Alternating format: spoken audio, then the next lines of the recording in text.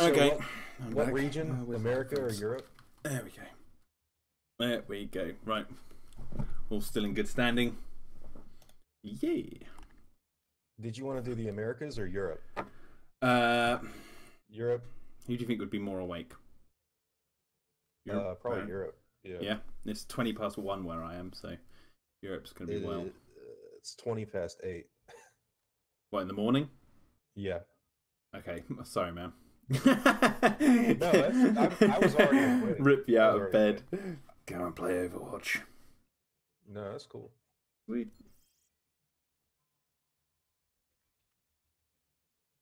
Hunt says, if Jurassic Park was rated R, I can't continue watching the series. Well, you'd catch up. You'd eventually get there. Okay. You could still watch it. It doesn't really matter. I saw Alien when I was 4 years old. It's good. It's all good.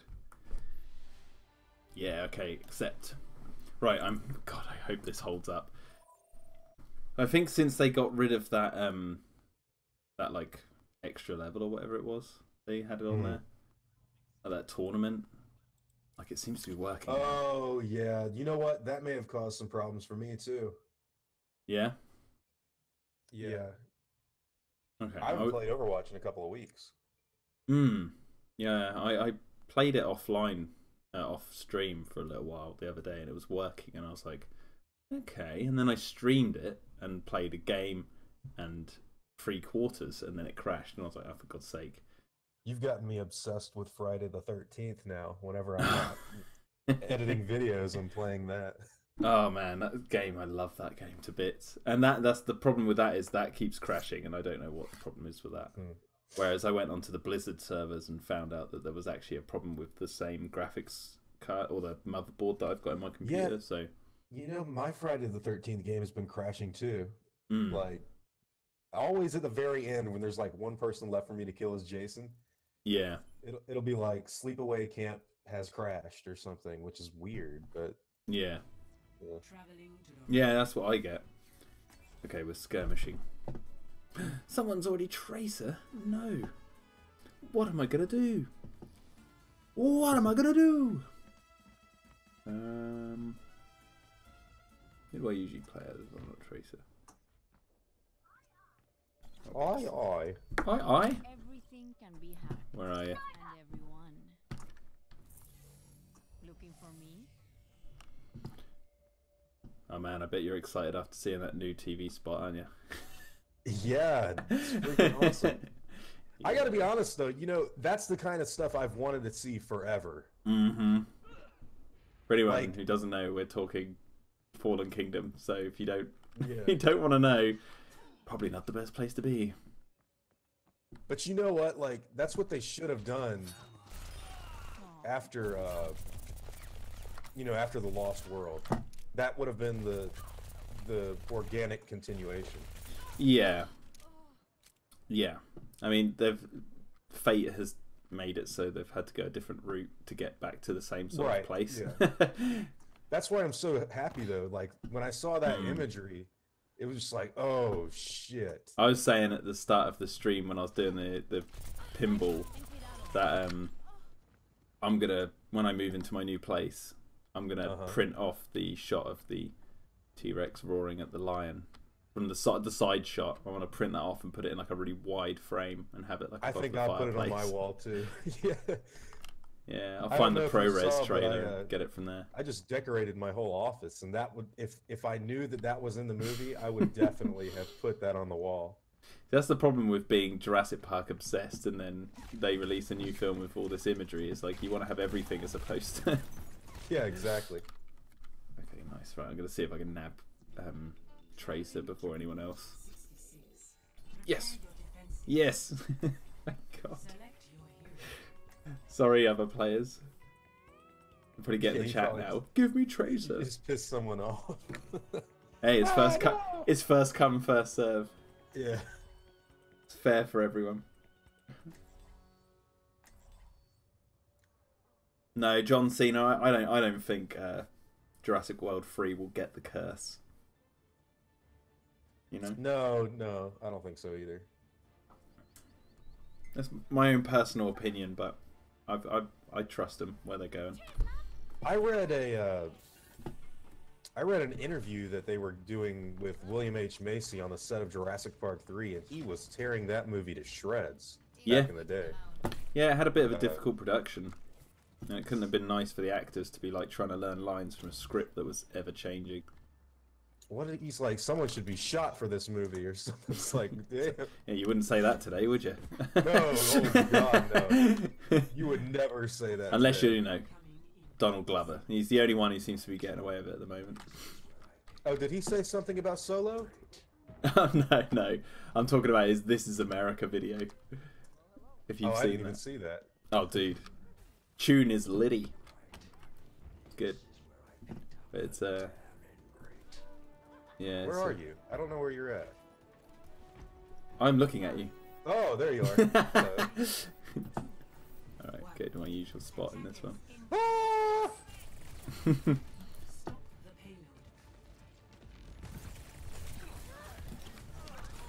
I'm still coming to terms with the fact that this is working, and I still don't quite believe it. But if they have, thank God, because I've been wanting to play this for so, like, I know, not just like for a few minutes. I've been wanting to play this for hours, like for ages.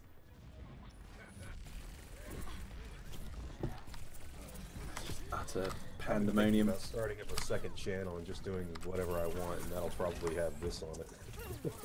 See, that's what I was figuring I'd do for for Terradome. I was like, oh, shall I do all my gaming live streams on a different channel and split them? And then I was just like, nah. It fits your channel though. Like if I did Overwatch on mine, I feel like people got angry when I talked about Godzilla like a long time ago. Dude, it's your channel. This is the thing. It's like you make whatever you want. Yeah.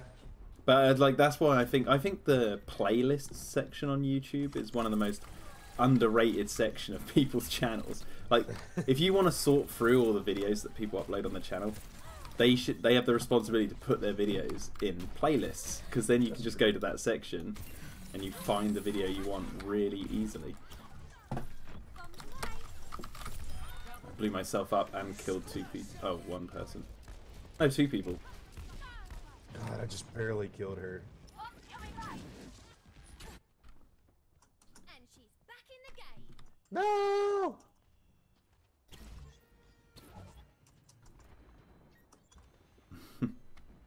Yeah, there's people in the chat talking about the Spinosaurus. I can't really like look for the moment, but isn't there the like theory that there's 2 Spinos in that film? Some people.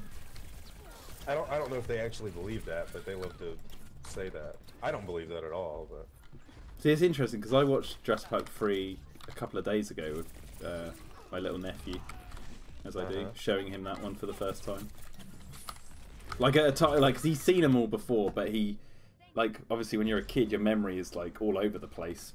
Right. Yeah. So he remembered. He was like, "Oh, is this the bit where the Indominus is gonna kill the Spinosaurus?" And I was like looking at him like, "What movie did you watch, man?" Yeah. But he was getting confused with the ending of Jurassic World. But now he's at that age where he's turning 4 and everything's sticking. And like as I was saying to you before, like he's like reciting facts that I've told him previously back to me. Yeah. Like as if he knows them.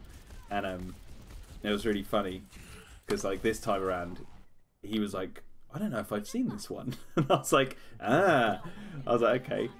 And he has all these, like, he had all his dinosaur toys out spread across the floor, and he was like getting all his Spinosauruses together, and then he had a green T-Rex, and he's like, is there going to be a green T-Rex in this? And I was like, you know what, you're in luck. I was like, there actually is a green T-Rex in this film. And he was like, what? It blew his mind.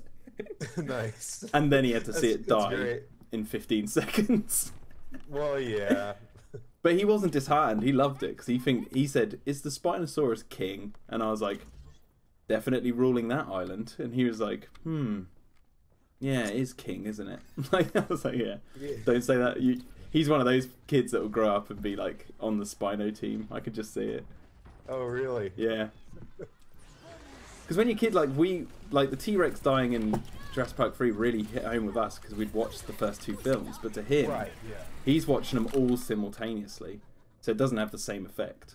It's got to be a totally different experience being a kid today and watching those movies. Yeah.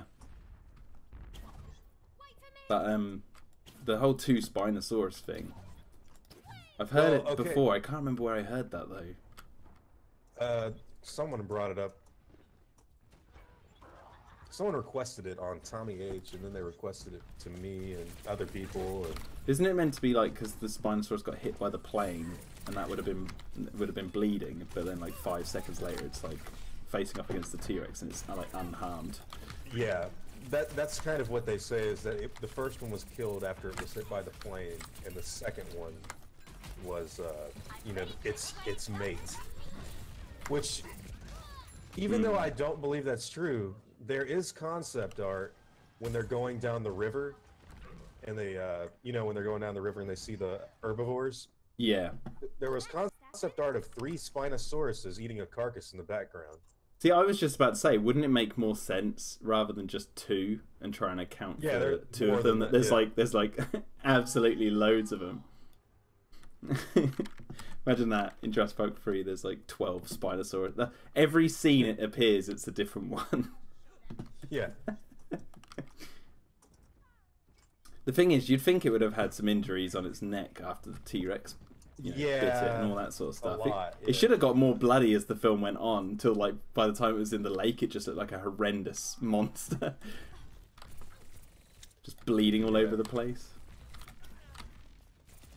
Well, I think one of the reasons that they didn't really, you know, carry over any of the scarring or anything could have been because of that ever-evolving script, but who knows? I mean, things on a movie production are insane. I can only imagine what that was like. It's the biggest juggling act that I can think of.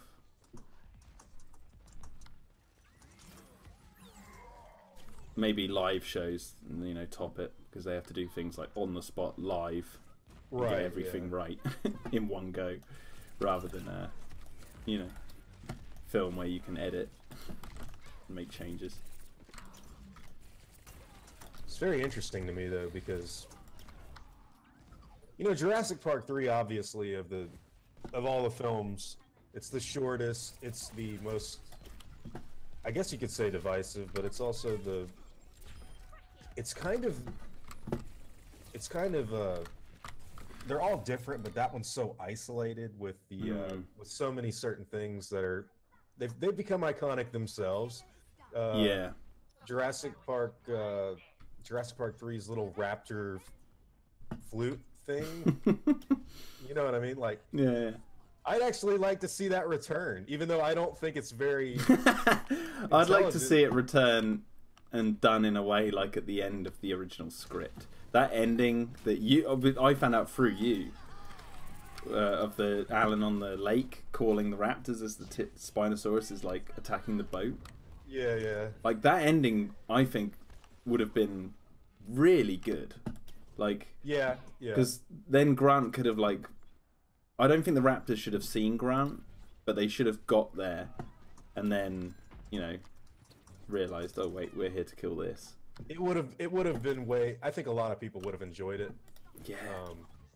Yeah, to see a Spinosaurus get taken down by a pack of raptors, like the opposite to the end of Jurassic Park, where the T-Rex takes down the raptors. That would have been so good. And then, like, all the people, the whole Spinosaurus versus T-Rex debate would be way more interesting, because then you could go, yeah, but the Spinosaurus was taken down by the raptors, whereas the T-Rex wasn't. But then there'd be people would be like, oh, the numbers are something that you should factor into, and all this. It's like, it would open the debate up even more. It would have been so good. Oh my god, this is absolute madness. Yeah, this is crazy. There's like this team of 3. Oh man. I don't know how I'm alive. Oh, I'm dead.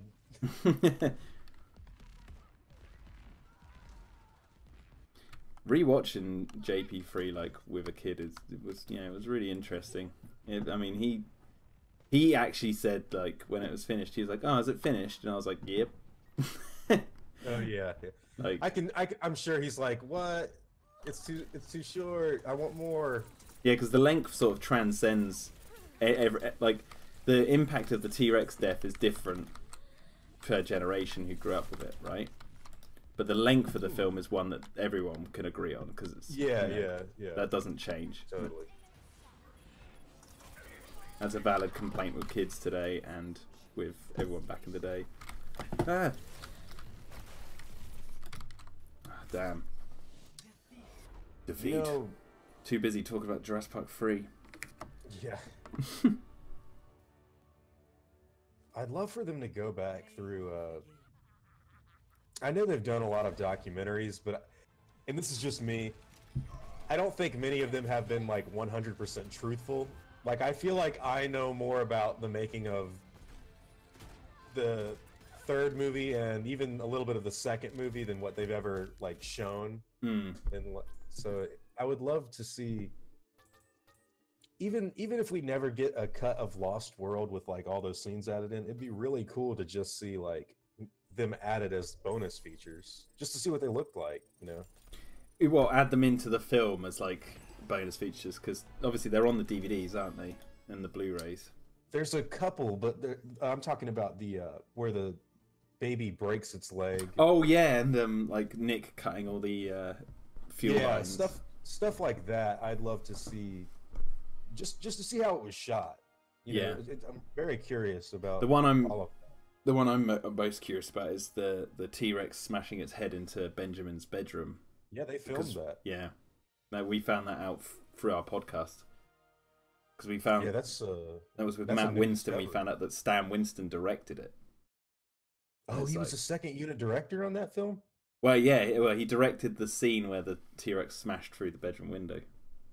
And it's like, oh man, I want to see that. That would have been great. That's interesting. Yeah, I would have too. That's the thing about, I love The Lost World.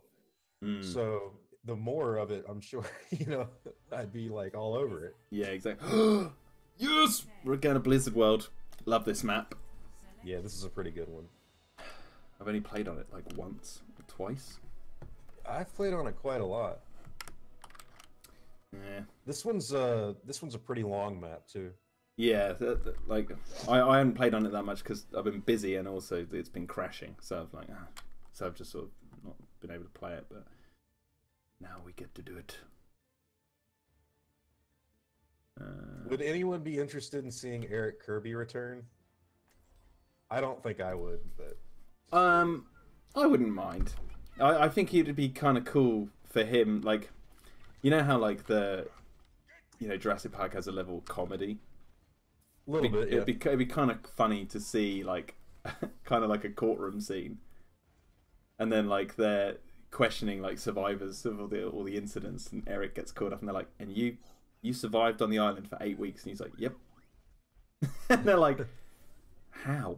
And then it just cuts. You don't ever hear the explanation. It's just like he just looks, and then it's like as they're like cutting through the different survivors. That's the way I see it. Like maybe on a news thing, you see him in the news in the background. And he's just like, "How did you survive for 8 weeks on this dino-infested island?" And he's just like, "Well," and then it like cuts away, and you never hear. Yeah, that'd be great. I'd like that. Look at this dude. Yeah, I see him. Wow. Over there raving to Tron music or something. I don't know what he's doing. That's great.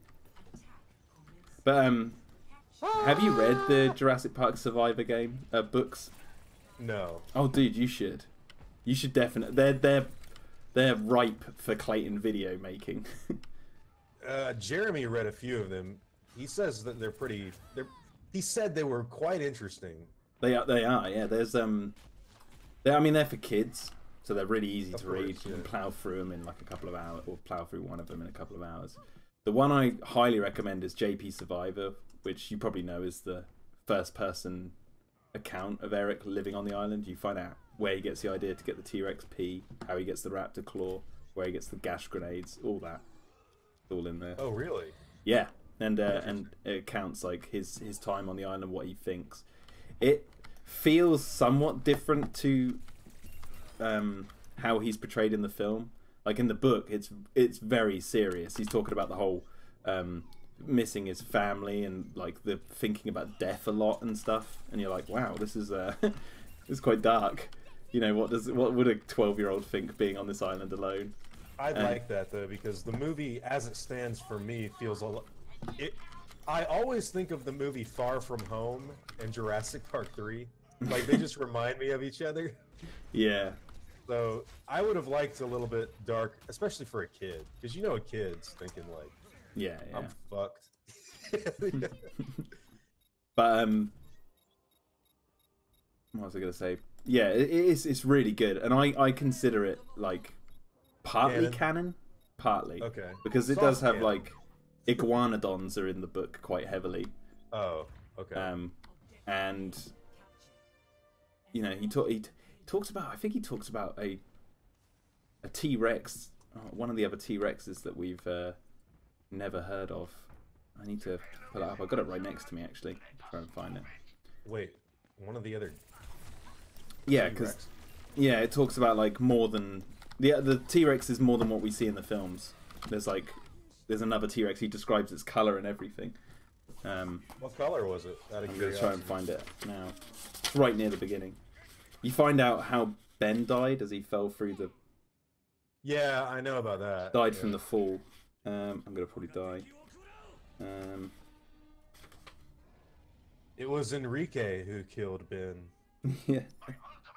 He was loosening the safety straps on the harness, trying to get into Amanda Kirby's pants. All he had to do was get Ben out of the way.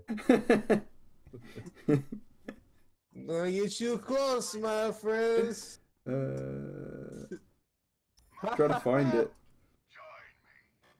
Oh, I'm about to get kicked for inactivity. I'll find it in a minute. I found the section in the book. I can't remember what the colours are, so I don't want to say just in case I just get it completely wrong. Yeah, that's right. That's what you get for killing me.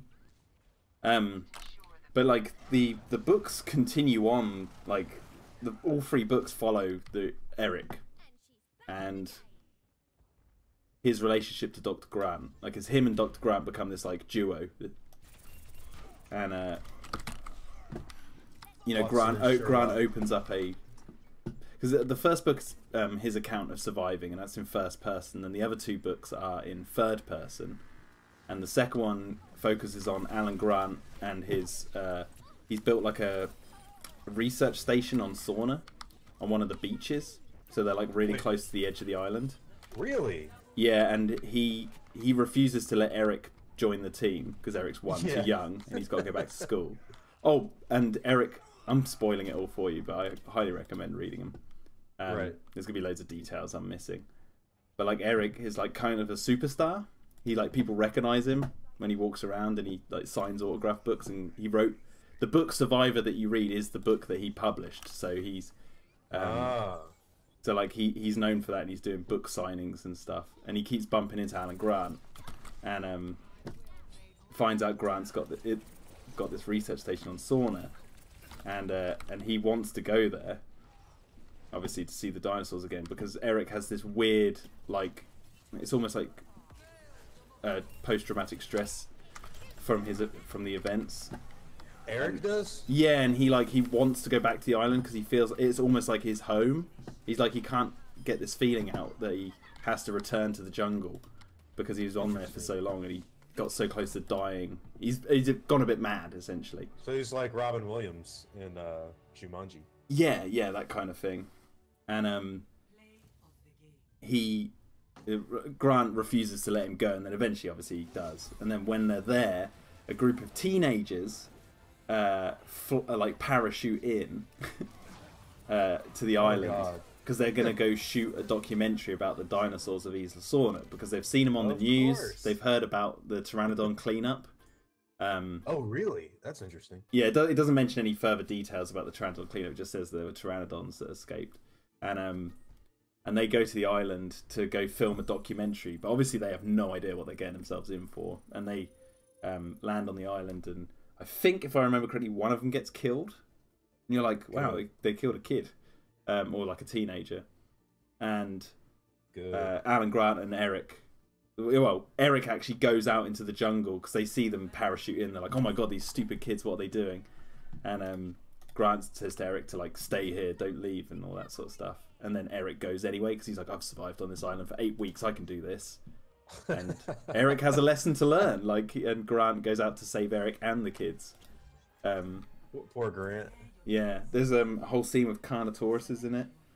I've got it. And the Spinosauruses. And Spinosaurus, sorry. More than one. No, sorry, Spinosaurus. I think there might be more than one, though. And then in the third... That was the second book, by the way, which is my least favourite. And the third one is only really follows the Pteranodons.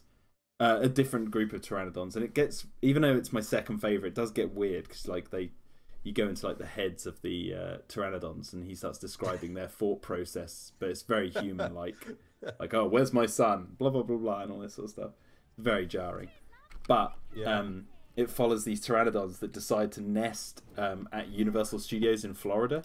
Yeah, I heard about that. Yeah, and like you've got the Pteranodons attacking the Jaws ride and King Kong, and it's just like, I would love to see that. Even though they're like robots, it'd be so good.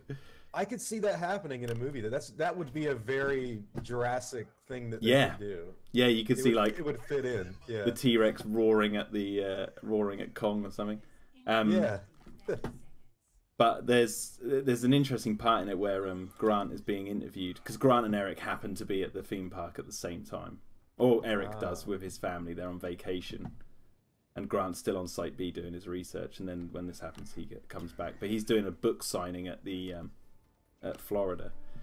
And one of the reporters in the audience asked him, he's like, well, what about the rumors about these human dinosaur hybrids we're hearing a lot about? Oh, right. And it's like... It's really funny because it's like the Jurassic universe is like asking the questions that the audience at the time these books would have come out would have been asking, but also it feels like that was them preparing, like building up to. I think that was them pitching it. Yeah. Yeah, but I think these books were like exclusives for like some theme park or something for Universal. Really?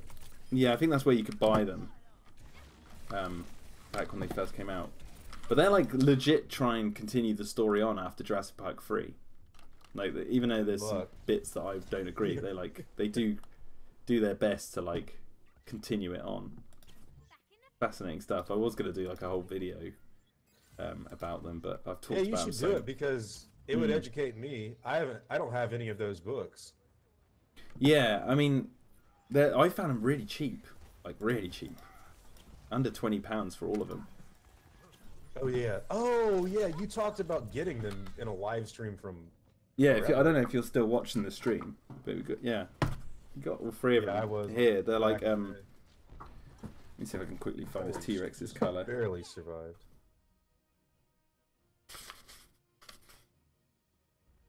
I'll save you. Well, I'll avenge you.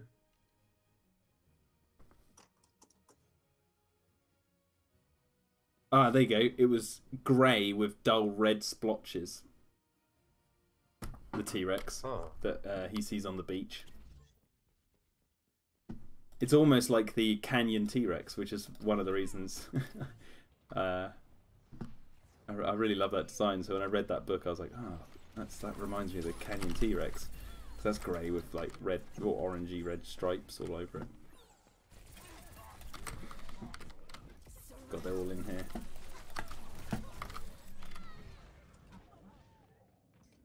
They're coming through. They cut the power. How could they cut the power, man? They're animals. They're animals. Can't wait for the Predator trailer. I hope it's good. I'm starting to get worried. You don't hope it's bad, Klayton? God. No, I don't. I hope Predator's really bad. No, I know what you mean. Predator like, yeah. sucks. I hope the trailer's good because then it'll build hype. That's what I'm. You know, I get where you're coming from. The trailer should be good because it's so late in the game. Right. Well, you know what? That's gonna continue happening because, and I hate to say it, but like with Disney's control over the modern blockbuster. Like they own, you know what I mean? Like Yeah. the only competition they really have is Universal, because Fox, unless I'd say DreamWorks as well. But DreamWorks, they come out every now and then with a film, and I think is it like How to Train Your Dragon and all that lot. They're like super successful movies. yeah, but Disney puts out like a Star Wars film every yeah. year and at least 2 or 3, you know, Marvel movies, and that's not including any of their normal animated or, you know, they technically. I bet you in the future, like in 10 years from now, the only movies that will come to theaters will be movies made by Disney or big blockbusters like Jurassic Park, because they just can't sustain. Like, Yeah, I mean, there's a lot of that. You said cinema, right? yeah, Yeah, because like streaming online and stuff. That's the direction. I can't see another. Sadly, I don't think another Alien or Predator movie after the recent few that they're making will ever go back into theaters, because even though I like them, they're not doing the numbers. They're not really doing the numbers that qualify them to be in that position. Sadly. Well, Alien, I think wasn't it Prometheus and Alien Covenant are the 2 most successful Alien films they've ever made. Well, yeah, but that's. So it's I know what you're saying. It's like depends on who's behind it. Yeah. I like Ridley Scott's 2 new movies. I think they're great. I don't know why there was such an outrage over Alien Covenant. Yeah. I kind of got it for Prometheus, even though I think Prometheus is a superior movie. But it's because it was so different. Covenant, I for the life of me, I don't understand why people acted so negatively. It was loads better than both AVP movies, Alien Resurrection. Oh, miles ahead. Yeah, miles ahead. I have no idea why. I mean, my biggest grief with Prometheus was the editing. That was it. There was like there was some decisions in the editing. I was like, why have they done that? Like, that makes no sense. Did you ever read the original script for Prometheus? I started to. I don't think I read the whole thing. Oh my goodness! I've heard like what it's about. Yeah, like, and they filmed some of that. I really wish that if they left that in. There was some of it made it into Covenant though. Yeah, some of it did. Yeah. I know there was that whole scene in the original script where David was like forcing a facehugger onto someone's head or something, and then in Covenant, obviously he leads Aurum down into the. It's like what you see with him, what he does with Aurum in Covenant. He like leads a character away and then forces them to get alienified. If you want to, right? If we accept that as a word. But yeah, so they sort of retailored it. It's like kind of like the Jurassic series. The Alien series do that a lot. They retailer deleted scenes, much like Jurassic.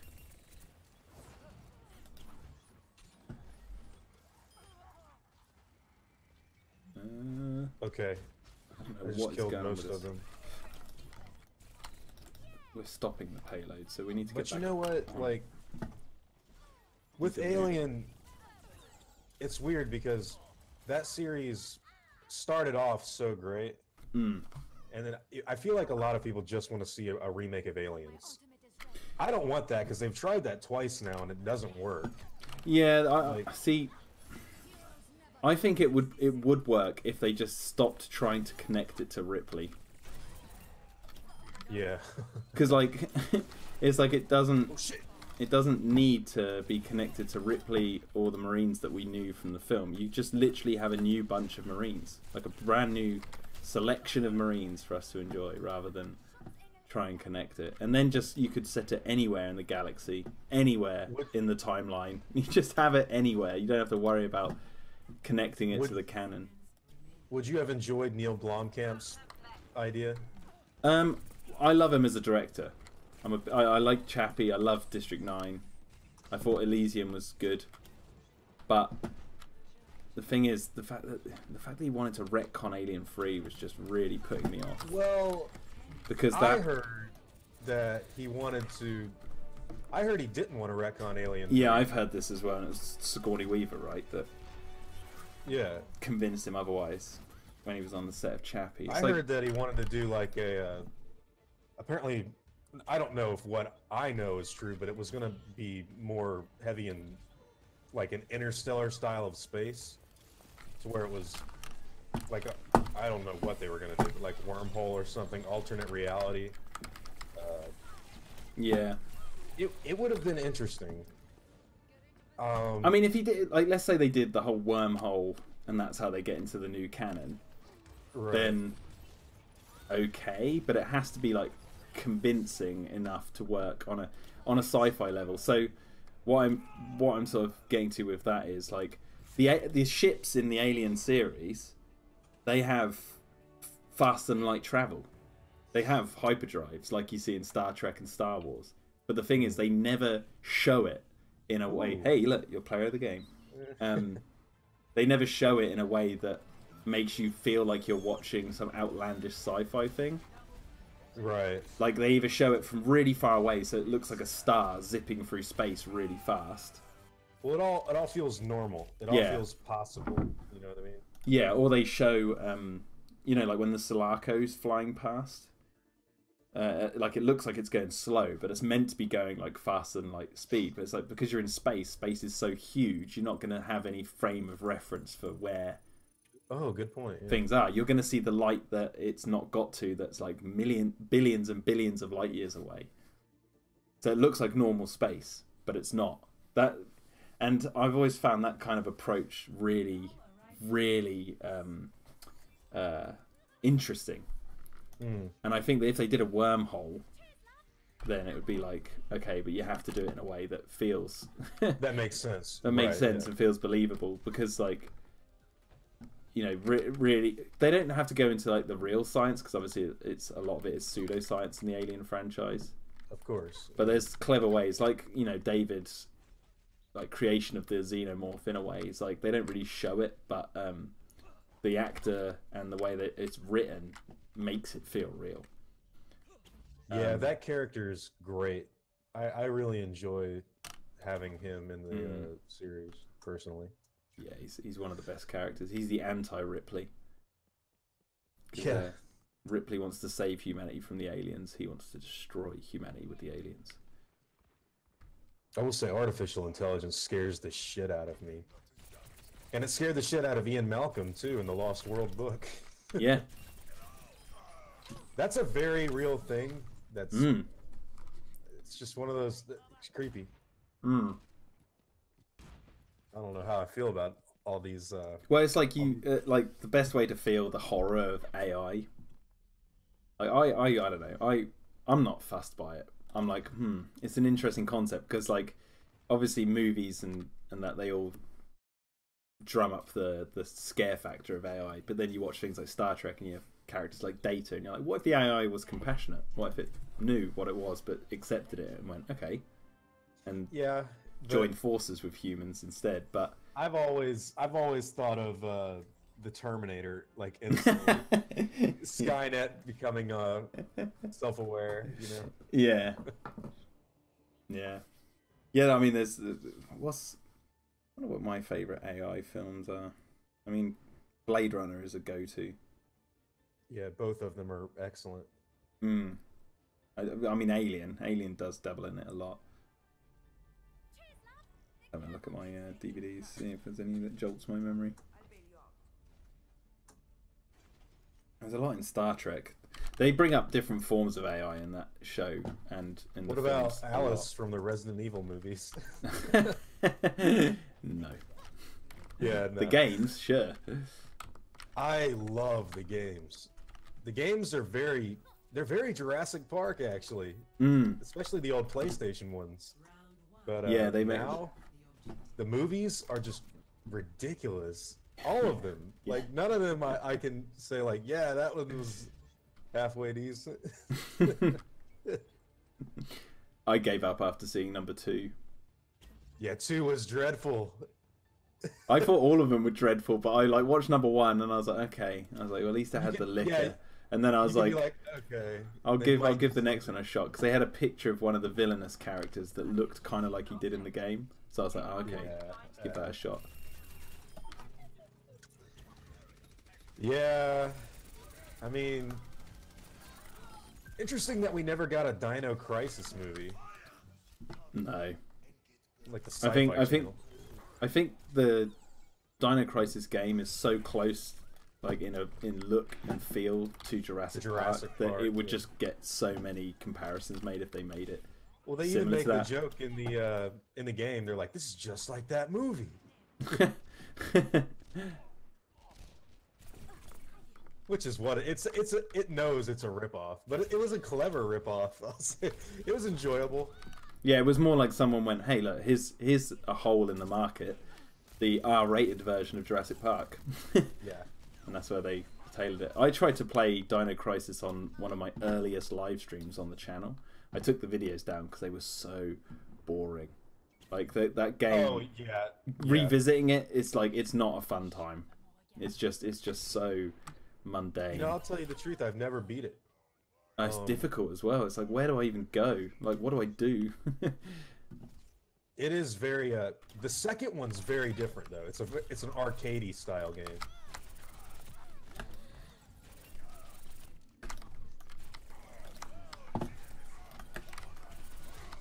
Oh man. But yeah, if Neil Blomkamp, just to go back to Alien, like if he did make an Alien film that wasn't trying to retcon Alien 3, then I'm all for it, because he's like the #1 person you'd want to make an Alien film in this current market, aside from Ridley Scott. I wouldn't even want James Cameron to touch it. No, keep him away. I love Cameron. He's one of the best directors out there at the moment. But I think his style and his direction has changed since Alien, to the point where it wouldn't work. Oh, crap. Yeah, I mean, to be honest with you, I'm pretty sure I like every film James Cameron's ever made, with the exception of obviously Piranha 2 or something. I mean, hey Clayton, are you still watching my stream? Yeah. What happened? I'm gonna I'll hold something up to the screen in like a few seconds. Oh, okay, I see it. Yeah. I bought that recently and I watched it a few months ago, and it's hilarious. It's so funny. Yeah. The flying piranhas. Yeah, he's disowned that movie. He's like, that's not my first movie. The Terminator's my... Well, he was fired from it. If I know my backstory. Yeah, he broke into the editing bay to try and save it. Yeah, and that's when he had a nightmare one night about a skeleton, like a metal skeleton chasing him, and that's when he came up with the idea for the Terminator. Oh, I did not know that. That's interesting. From an interview, I think it was with an Empire magazine, one of the issues that they did a special on Cameron when Avatar was being released, and he said that.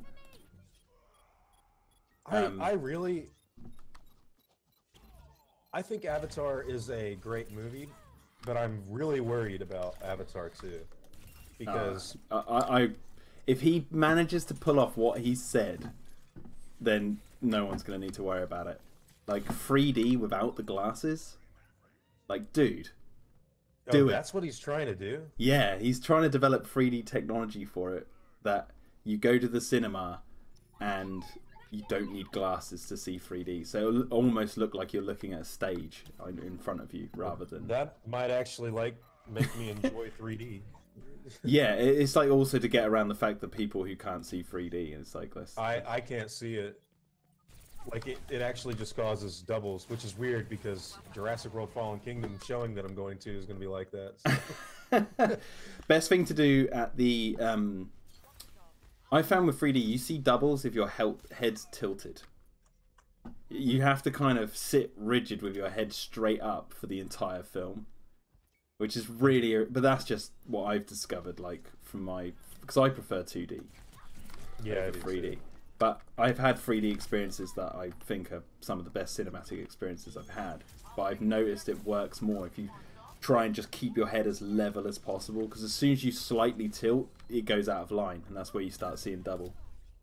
Huh. And that's where I think a lot of the headaches come from. If you keep your head as rigid as possible, then yeah, you're going to have mostly a clear image for the whole film, and it's going to be 3D. I'm definitely doing that for Fallen Kingdom. There's no way I'm tilting my head through that film. Right. But the good thing about that is because it's out that night we go to watch it, I'm seeing it the evening of the 6th as well.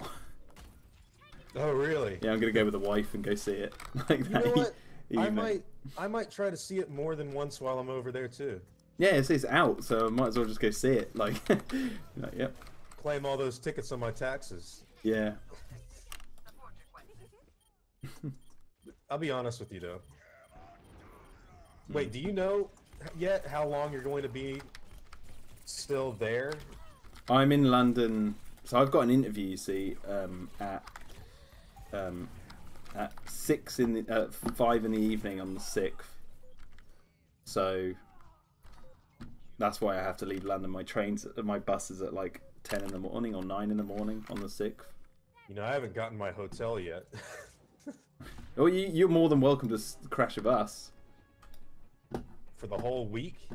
Well, I'll have to talk to my friends. It's not my flat, but yeah. but they're one of them's Ross and Shane. They're really, really, really nice guys. So the ones in the Jurassic fans on the WhatsApp? Ross is, yeah. Ross is in. He's part of our company. Oh. He's part of the Jurassic Park podcast or Jurassic Cast podcast group. I wouldn't mind doing that, but I don't know. I'll speak to him. I'll speak to him. Yeah. Because I mean, at least you can get one night or something. Yeah. At least I'll see what they say. I'll message him once we've done this. By the way, I heard about you and Daryl. That's pretty cool. Yeah, I was just about to say that myself. Yeah, he's I was accepted. talking to him last night. He was like, "I've never scored an animated piece before." He didn't know what to expect, and I was like, "Oh, he showed it to me. Like, what he's working on is pretty ambitious. It's really top-notch stuff." Well, I'll say this to his. Showed it. Did you show him something? I've sent him a copy with a watermark copy of the part that has song 1.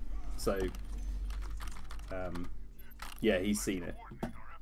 He's probably seen a little bit more than you now, actually. Oh wow! Okay. But oh no, actually no. Wait, no. Scrap that. I've made more than what you've seen, but I didn't send that to him. I realised I've sent him not the wrong file, but the right one. I've sent him the one that doesn't have the extra bits in it, which is good because he doesn't need those bits yet. But no, he's amazing. I can't believe he's gonna do it, and he wants to work with another Jurassic Park fan on it, which is someone I know of in the community. So I need to reach out to them and talk to them. He wants to dual compose it with someone, and I'm like, yeah, sure, more the merrier. Saying that, I haven't replied to his email, so so this is like me confirming it, but I haven't even told him yet. He's good, man. Like I use his music so often because it's almost like I don't need the John Williams score because it's right there for me. Like he's done it. Yeah. He's fantastic. I said to him that I've been worrying about the music for this cartoon since I came up with the idea of doing it. Right, of course. Because obviously it's the music's going to be the only sound you hear, aside from potentially a few sound effects. But not, I don't even know if I'm going to have sound effects. I want the music to be the voice of this cartoon. And so finding the right voice was everything to me. And Tim had a pop at doing something, but Tim is so busy. I just don't think he really has the time. Right. I reached out to Drew, who does the Pterodome music, and Drew is someone I could imagine doing it, but Drew, I want Drew for something else, which I don't really want to talk about this time. And then I found Daryl because someone posted his Last Journey to the Island track on Twitter. Yeah. And then I went on his YouTube and listened. I was like, oh, this is the guy Klayton uses. And I was like, man. He's so good. He's so good. Yeah, and as soon as I listened to all the tracks he did on there, I was like, dude, like I'm seeing my cartoon come to life in front of my eyes. Like I need to somehow win really this guy over. I really hope that you have some like. What's so great about his music too is it's instantly memorable. Yeah. Like, I'm not even gonna lie. Like I'll drive down to, you know, around my neighborhood, listening to his newest one, and every time it hits that moment where it gets really sad. I don't know. We're gonna capture it. Yes. Oh my god. Oh my god. Sorry. It's all good. I'm joining you. Die, ninja! Yeah, we just took out the competition. I killed him. Here he comes. I'm 18 and 10, so I'm not sure what everyone else is. Ah. Is British Tyrannosaur still in the chat? I don't know. Chat's gone a bit quiet, but there are people watching. I mean, they're just watching and listening. Yeah. What is this? A stream is only as good as its chat, is what I say. British Tyrannosaur was talking about a sequel to Sir Arthur Conan Doyle's Lost World book. What, like an official... Yeah. What, that he wrote or someone else is writing? I don't know. I want to know. He called it Cruel Eden. Oh, that's a cool title. Yeah, it's awesome. I would love to know. Well, we lost. I would love to look it up though, because that book was written over 100 years ago. Yeah, yeah, yeah. Gaming Gecko says I would talk, but I don't know what to talk about. We could talk about anything, I guess. I wonder if they do a sequel to Lost World, if old what's his face. The character, I forget his name now. Professor Challenger. Challenger, yeah. Whether he'll still be really racist, or if he'll get with modern times. Really, I've not read that book. Oh, dude, it's bad. It's like a product. It is a product of its time. Natives. Yeah. What? Okay. Well, I don't. It's not like it's. When I say it's a product of his time, I don't mean Sir Arthur Conan Doyle probably had those things, but the character, he's the lead character. You're meant to be behind him. If I remember correctly. Yeah. He just probably wrote him that way. Like, yeah. What's that woman's name that wrote To Kill a Mockingbird? Oh God. Remember that whole controversy a few years ago? Mm. Yeah. I actually don't. I'm just agreeing with you. What happened? Oh, okay. Well, she wrote a sequel, and apparently the lawyer in To Kill a Mockingbird was... She didn't use the term racist. She said a product of his time, but he said some slurs quite often. He was right.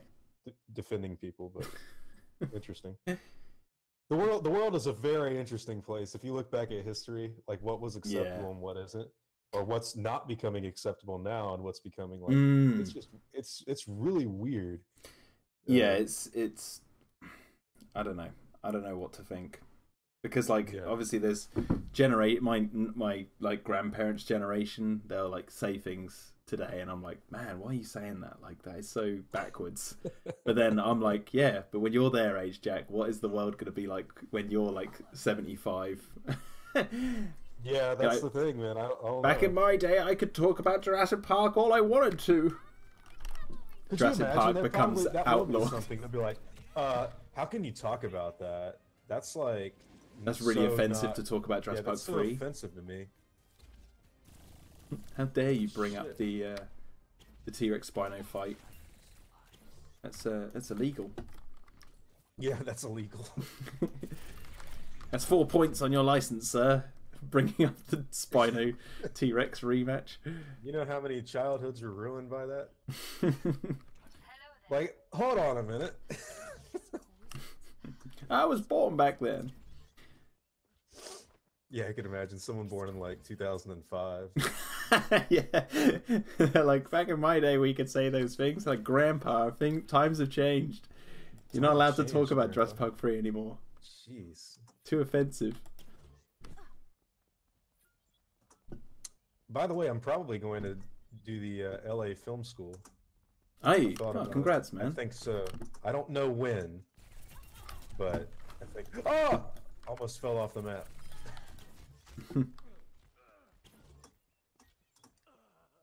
One of the reasons I want to go so badly... I thought we were playing a game for a second. Yeah, then. I thought we were too. I was really getting into it. Yeah. One of the reasons I want to go so bad is just I'd love to apply like what I know to the Jurassic Park series and like try to retroactively like apply that to my own skill. But yeah, film school I feel will. I know Matthew Brando loves The Lost World just like we do, and I know he's going to film school. But I also told you that I've heard someone that goes to film school and they teach you like The Lost World's what you shouldn't do. Yeah, which is so crazy to me. So it's difficult. Feeling... It's personal preference, isn't it? It's because like I think so too. It's an art form, film, and even the reaction to film is like subjective. So like to teach, not what not to do, because it's like, okay, well then why aren't you are you teaching people about The Room? Because apparently that film's very popular. So did they do something right by doing something so drastically wrong? Right. Do you know what I mean? Like it's a very difficult subject to actually approach.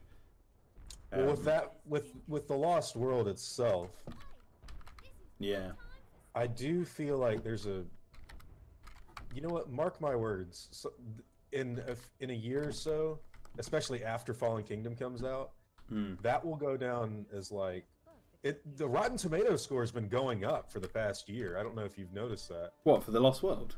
It was on 49% 2 years ago. Now it's on 53. Nice. Like it's going up. Good. So good. It'll be really well revered within a very short amount of time. Once they get that sorted, they should, you know, get Alien 3 up to 100, and then it'll be all right.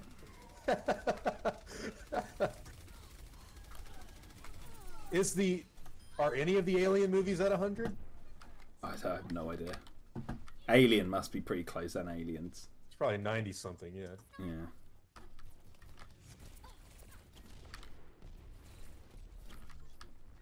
Alien Resurrections ranked higher than The Lost World on Rotten Tomatoes. Is it really? Yes. Fuck off. Honestly.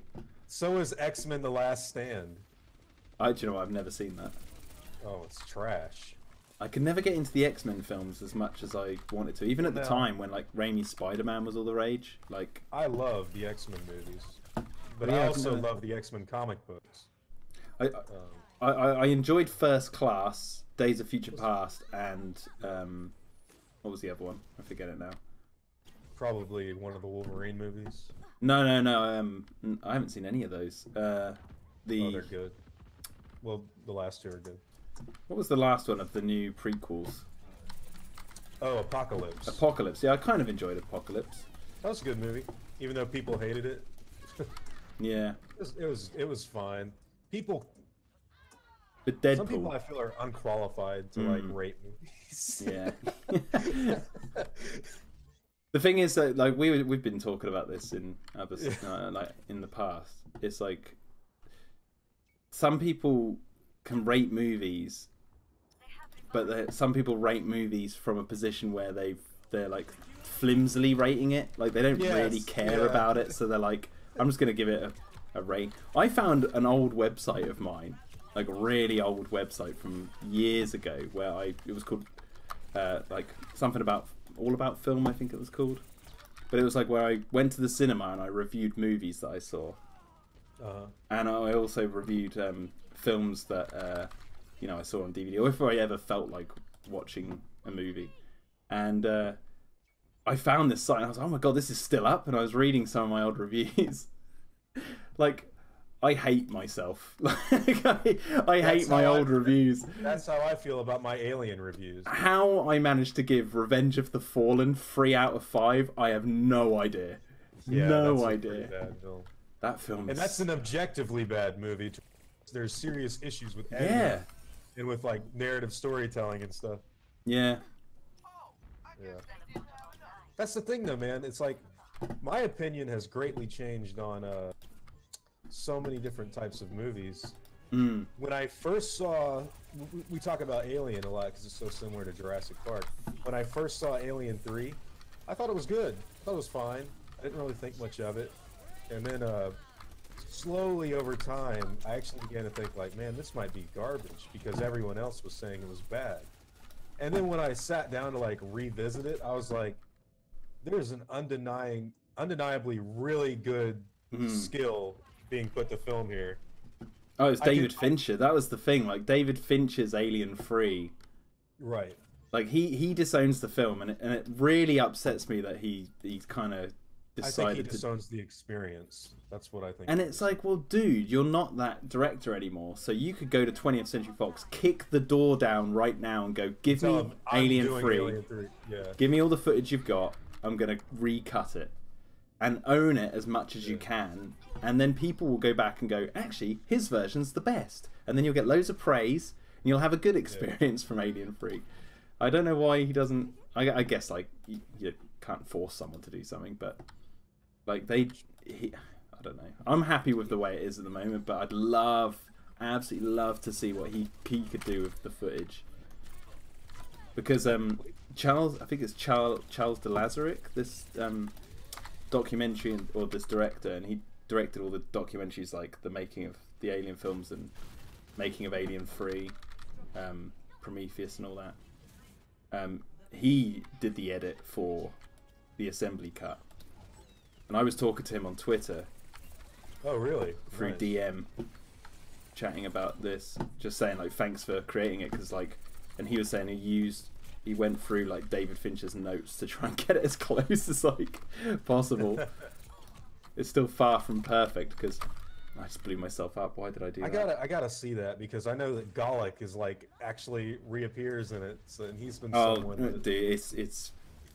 There's some people out there who say like it doesn't change the film whatsoever, because well, it has to change. Well, no, because they argue that like Gallic, you can just assume Gallic died in the fire, like that explodes. I never thought that. Well, yeah, I did when I was younger, but like I'm like, yeah, that's fair enough. But what the actual storyline, what they add back in, is so good that it's like, it makes it like, just to say, oh, he died in the fire, just seems so rubbish, and you're like, so why? So it does make a difference, but it doesn't make a difference, and it does, if you know what I'm trying to say. It's like you don't need it, but at the same time, it's so brilliant to have it in there anyway. And it's long. It's like 2 hours 30 minutes. Like it adds, oh, really? It adds like nearly a full half an hour of extra stuff in the film. I gotta watch it. That's awesome. Yeah, it opens with the ox, right? Not the dog. Yes. Mm. That's one thing that always bothered me too. Was like, the alien comes out of the dog, but it's like the size of the dog. Like. Yeah, I know. Yeah. You could tell. It makes more sense with the ox because the ox is huge. You could tell it wasn't supposed to be the dog. Yeah, like.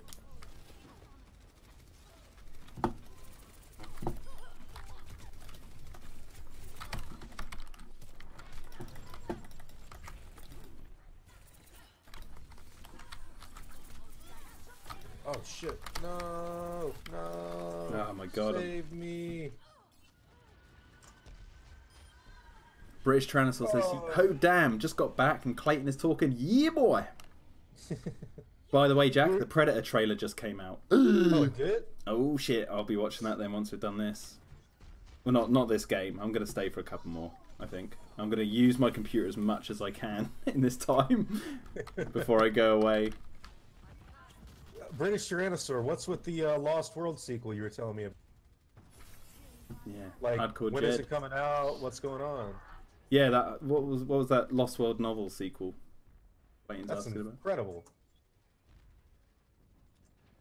Hardcore Jed, welcome.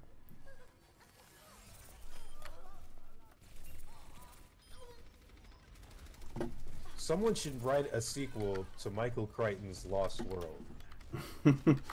Richard Preston, the guy who helped complete Micro. You know what though? There's got to be like a script for it. Oh, he must have written some ideas down. He had to have, because I don't want to say studied, but I've paid attention to Crichton a lot because of the channel, and it seems like the thing he was most at home with writing really was Jurassic Park. That seemed to be his one thing that he really.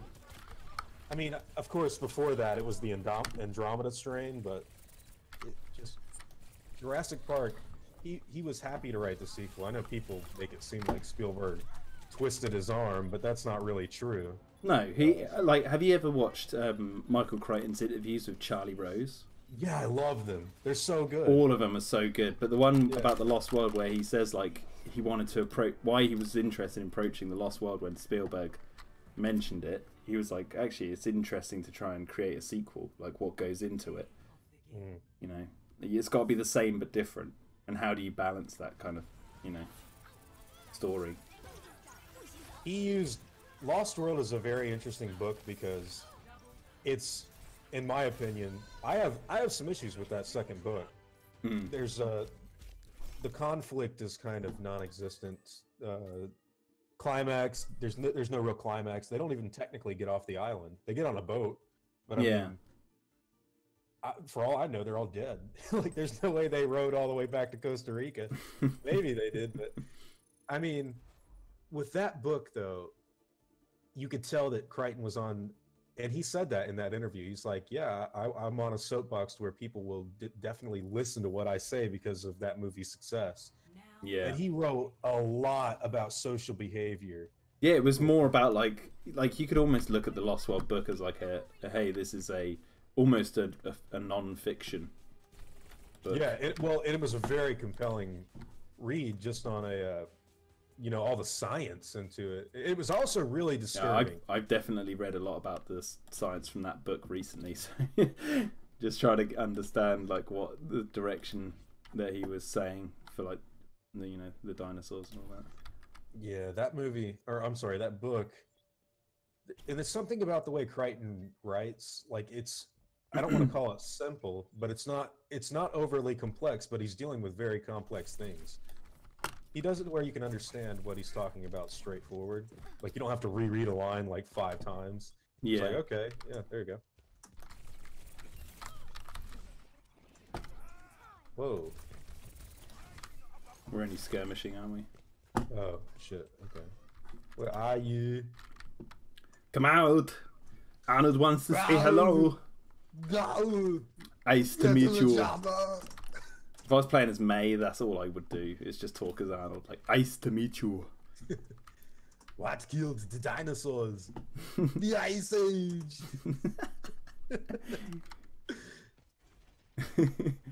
You're not sticking me in the cooler.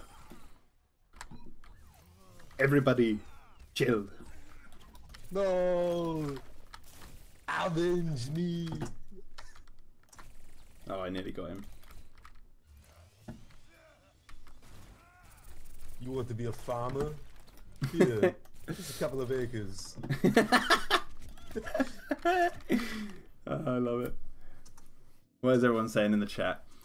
Cretaceous the Hunted Pictures says back. British Wrestler said, I think that's out now on Amazon Kindle. It's called Cruel Eden, I think. It's set during World War One and follows the sons of Challenger and other characters from the first novel. Okay. Do they actually go back to the plateau? I don't know. Holy shit, I've got to check that out. Hardcore Jed says, Pterodome, did you buy any of the Jurassic World Fallen Kingdom toys from Mattel? I have not. I have not bought a single thing yet. Me neither. I want that red Herrerasaurus. That's the only one I want, and that's in Wave 2.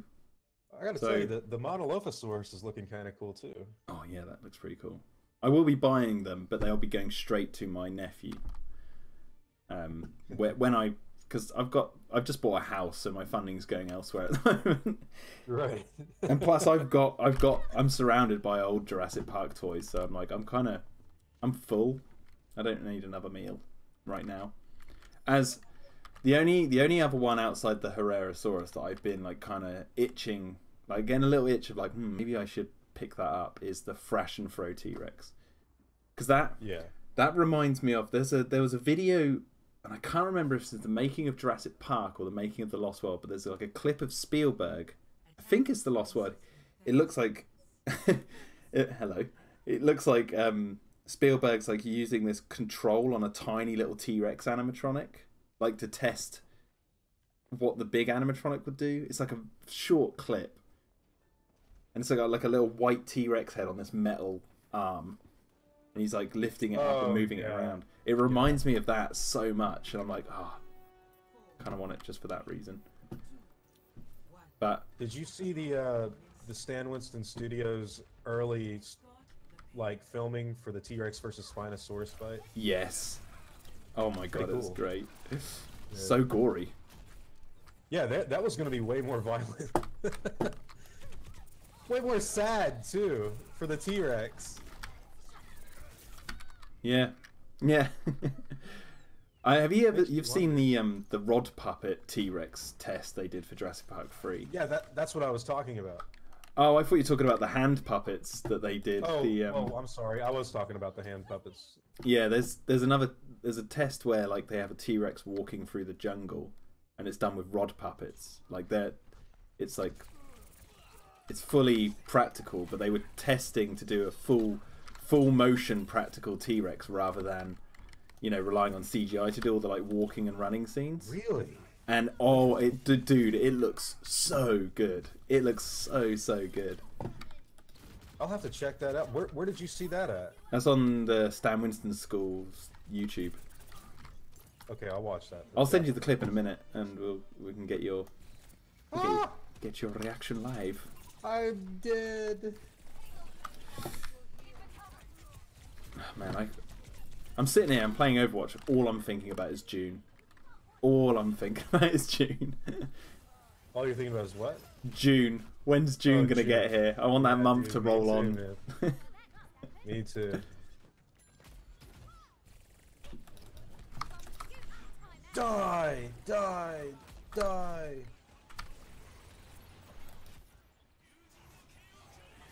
Oh, what? Walked straight into a bomb. Fucking ninja. Yeah, Wave 2 comes out June 1st. Okay, cool. There's Hardcore Jed. Hardcore Jed, I have a Fresh Pro T-Rex and it's amazing. Totally recommend you buying it. It's $40 and totally worth it. It's a different price over here. They have a different pricing system in the UK. They're a little bit more expensive over here than what they are in America. You guys are really lucky. Like the Well, the euro's worth a little more than the American dollar. Oh no, we have pounds sterling in the UK. We don't have euros. Okay. Oh shit! Have you changed your money correctly, Klayton?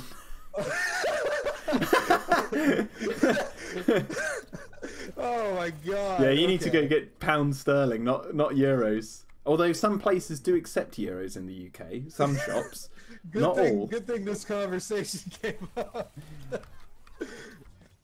When I went to Spain, all they used was euros. Yeah, so. our country opted out when they changed all the currencies over with the European for whatever reason. Okay. Which kind of makes sense now, I guess, with the whole Brexit thing. Like, we don't need to change our currency back again. Because of Brexit, did I like not? No, this was when the euros were first introduced. The UK opted out of changing their currency.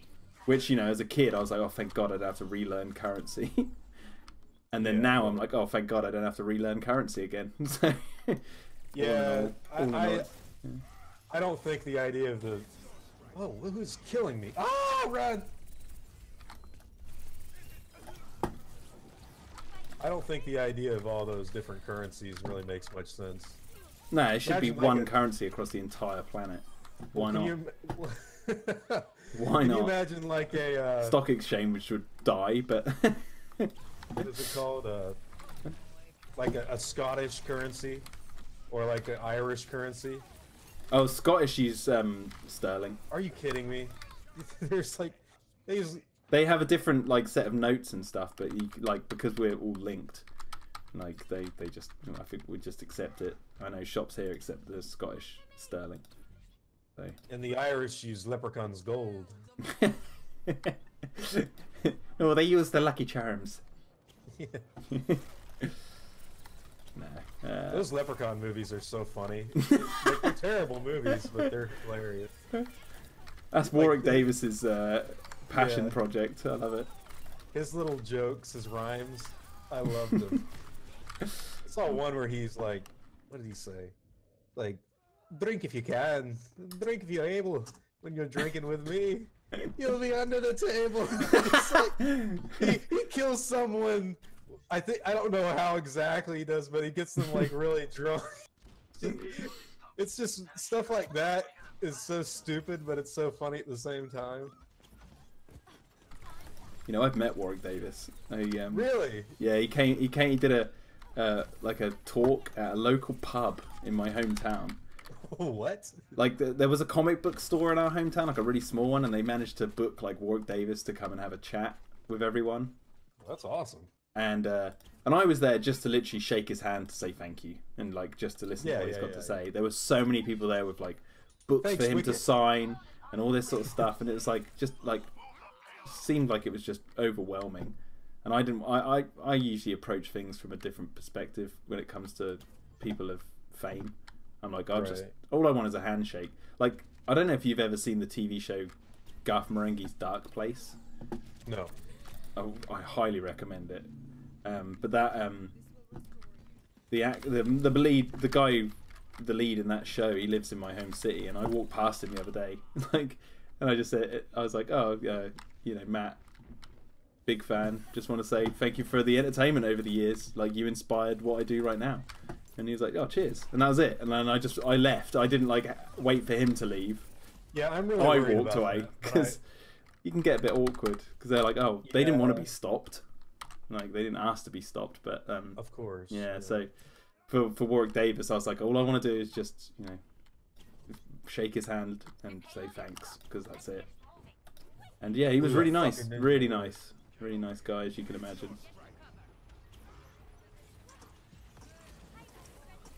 I don't know. I don't think I've ever met an actor or anything like that. I would almost, I don't know how to approach people like that. Do you just shake? Like, when I go to this Jurassic Park 25th anniversary event, if someone's there and I shake their hand, I'm like, hey, thank you, Colin. Thank you. Like, I don't want anything to be like, I'm not gonna be like, oh my fucking god. But the thing is, though, like, yeah, no one's ever like that. That's the thing. Like, you have to be mad if you go like that. The last thing I would ever want to come off to anyone.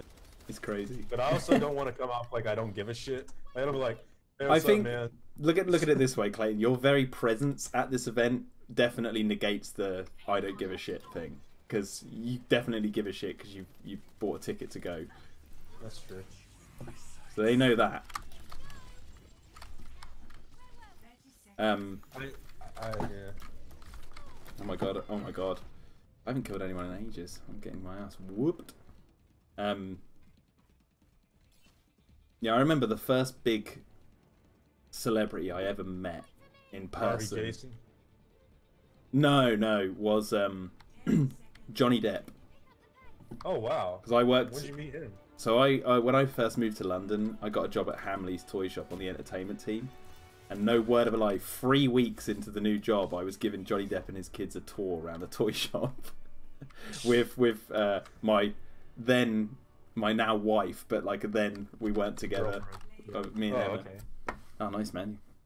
And he came to the store to do some shopping with his kids, and like that moment when the elevator doors opened and there was Johnny Depp stood in front of me, like, you know, you're like, oh shit, like this is the person I've idolized at a time in my life and has entertained me. And then I just went, right, how you doing? And just talked to him normally, like. And then it was from that moment on, I've like never had a problem with it, like meeting people with fame, because then you're just like, they're just like anyone else, and that's the way. And it sounds it's easier said than done, because there's like so many thoughts racing through your head. You're like, oh man, they've impacted my life in such a huge way that you like don't really know where to start. But I've found it usually helps if you know, they can deny it, but like a handshake tends to work. Just like, there you go, welcome.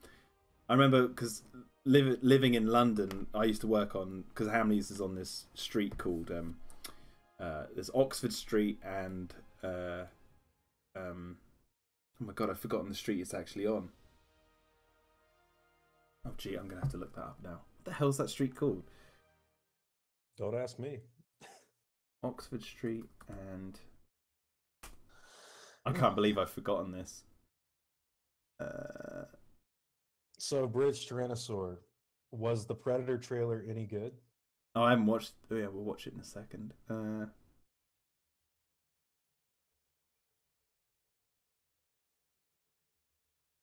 The hell's the street? I can't believe I've forgotten the name of the street that Hamleys is on. I worked there for so long. Why can't I remember it? Giles. New Bond Street, no.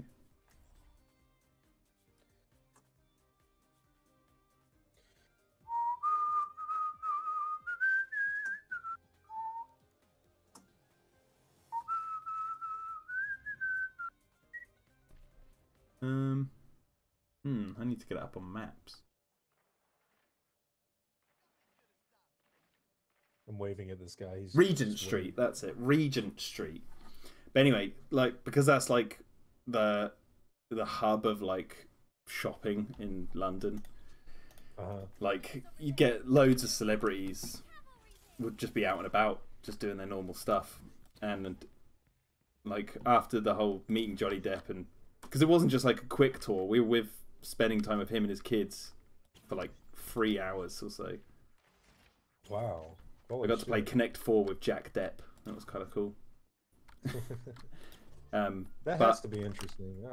Yeah, it opened my eyes to a lot of like how to approach people like that. So then, like the list of celebrities I met on Oxford Street, I'm going to be name dropping now, but like James McAvoy, spotted said hi to him. You met Professor Xavier. I did. But I actually like didn't meet him. He walked past. You spotted him like people spot Bigfoot. Yeah, yeah. The thing is, like, because there's so many hundreds of thousands of people down that street every single day. Like, to spot him is just it's like where's Waldo, and you don't. Sometimes you see him and you don't even realize that you've spotted him. Like one of my favorites, who I did get to shake the hand of and say big fan and like thanks for the entertainment. That's what I usually say. I'm just like, big fan, thanks for the entertainment. And they're just like, done. Because that's essentially what they've done.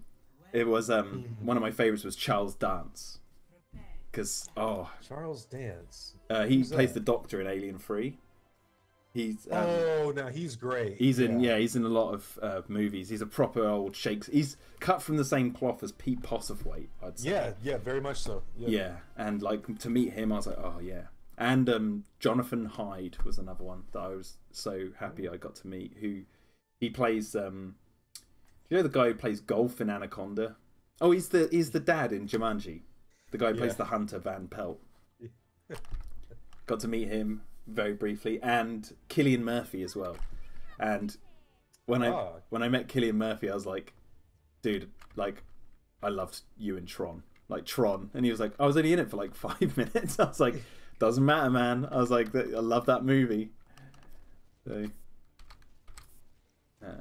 I'd imagine he gets a lot for Batman. Yeah. He was also in a movie called Peaky Blinders. Sam Neill is in that. Who else? There was loads. There was like almost every day. There was like one of the lead singers. I did a puppet show when I was working at Hamleys for one of the guitarists from Linkin Park. Was in the audience watching it. At one point. Almost met Jason Todd Frank. Oh really? Yeah. I don't know if that matters. Well, this is the thing. It's like these stories are like if you were to say this about anyone else, they'd be like, where's the interest? Like they're just normal people. So like, oh yeah, I met this person. It's like great. Yeah. That's like me saying, oh yeah, I met I don't know, any name like Mr. Johnny or whatever. Like it doesn't. Mr. Johnny. But it's because there's that weird relationship between people who are famous and the public. Right. And yeah. It's like you want to know what they're like. It's like, well, surprise, surprise. They just want to be like normal, and they do go out and go out into public. Because 9 times out of 10, a lot of people don't expect them to. Yeah. Like when Johnny Depp came to the shop, that was a whole different kettle of fish. That was after hours. The shop was shut, and like no one else was in there. So it was like literally because he knew he'd get swarmed and he's there with his kids. He didn't want that. Right. Jack Sparrow's coming to the shop. Yeah, exactly. Or Edward Scissorhands, whatever. Yeah. But then you got people like James McAvoy, as I was saying. He came into the shop with his daughter on his like he was carrying his daughter on his shoulders, like just walking into the shop, like just like everyone else was. Save me! Just trying to get this guy. There we go. Be really interesting to see Steven Spielberg like walking around like out in the open. Hey, what's up? I created the world. I created the world.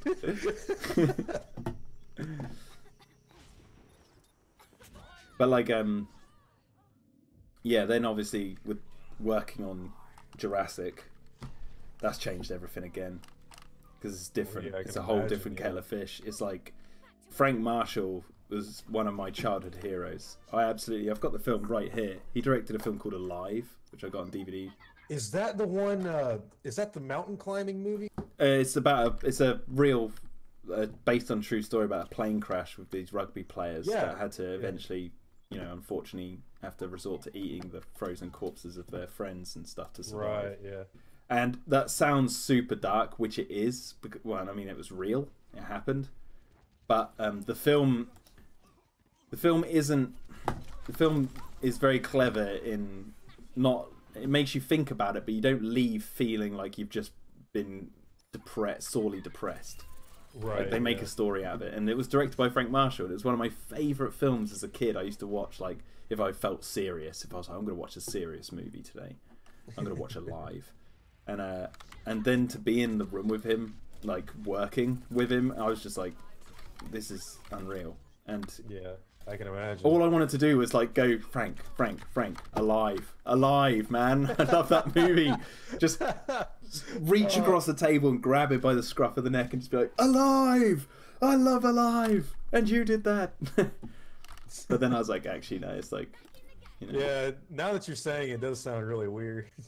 Yeah, it's like, it sounds weird to be like, oh, I just want to tell him how much I love his work. But I'll get round to it one day. I've spoken to him several times in person, but it's like never found that moment to like just have nothing else to do and then be like, hey Frank, Alive, thanks for that, man, loved it.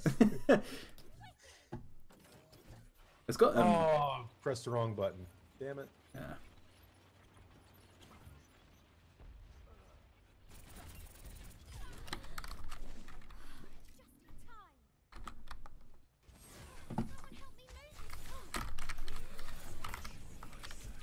Yeah, I mean,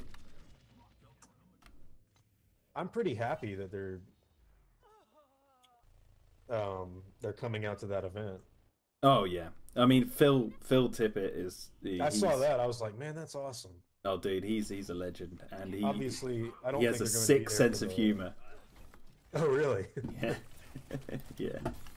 Not sick as in disgusting or anything. It's like sick as in cool. Like he has a cool sense of humor. Like he's a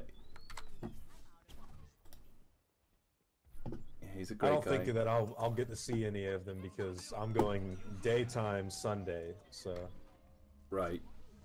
Yeah. Be interesting. I don't know what day they're meant to be there. They're probably going to be Friday and Saturday. I can imagine. Yeah. Tim's going, or he should be. So you should meet Tim. That would be cool to meet Tim, yeah. Yeah, the mastermind that is Tim. Brings ideas to life, that man. Oh, man. Where are we? Okay, here we are. Yeah, like I said, I don't know. Like yesterday, I was walking out of the house to go train legs, and all of a sudden, my phone lights up with Greg Wong's face. Greg is the guy that's helping do the new fan film that's set in Hawaii. Yeah. And his face just pops up on my phone. He's in the RV for a bunch of stuff, and he's like, "Hey, Klayton." I'm like, "Whoa, what the fuck?" Wait. Like, so he video called you from inside the Lost World RV? Yeah. That's so cool. I'm going to be filming inside of it when I go to California.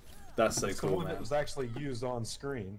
There's a small chance I might be seeing that and going to visit that soon as well. Sweet. Yeah, we got something booked for next month, so hopefully I'll get to do it. I was so shocked to like walk out of the house and just see that on my phone. Yeah. I was like, okay. Oh, dude, you're gonna love that. Like, step inside the actual RV from the Lost World. I know, I know. Their work, like on that, is has not been praised enough, in my opinion. Like to restore it to health. Yeah, they didn't. When they got that RV, you could tell that it had not been properly taken care of. And they weren't really expecting to get it as well. I can imagine. We interviewed Frank on the podcast a while ago. I think it was Frank, one of the guys who worked on it. Yeah, Frank was on the video call yesterday. So yeah. Totally unexpected, like I said. Oh no, well, it was the guy who did the Efficient Auto videos about it, the documentary when they were working on it. We had him on the podcast and he was talking about it. Those guys are so cool, and they've obviously worked their asses off to make that thing, you know. Like I've watched the progress on it, and it's ridiculously amazing. Yeah, all they need to do now is like, you know, get a T-Rex animatronic either side of the thing, and then charge people to go in there. And then shove it off a cliff. Yeah, destroy it. After all their hard work. That was all for.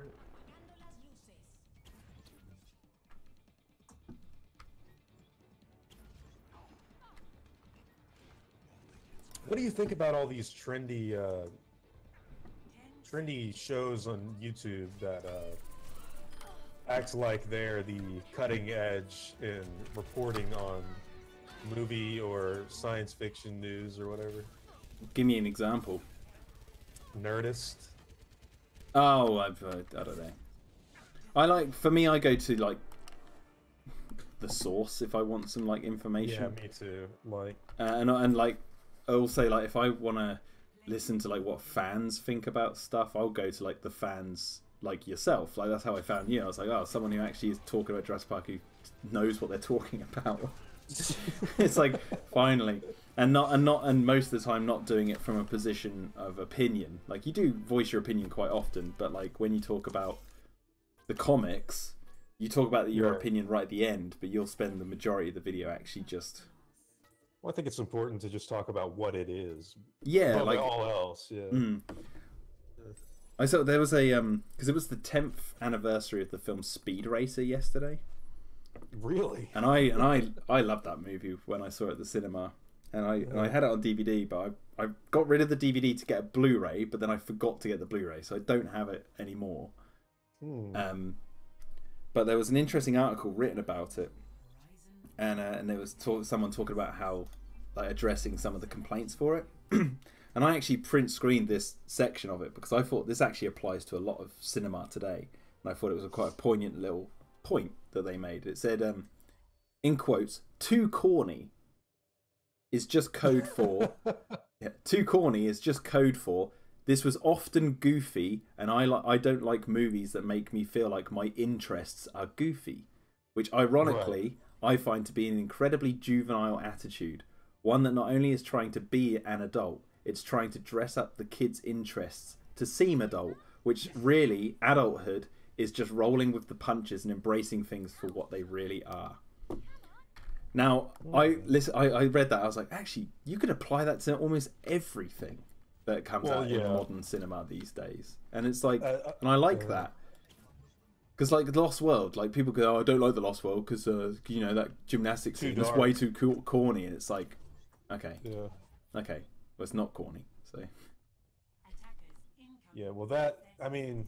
It is what it is, and, you know.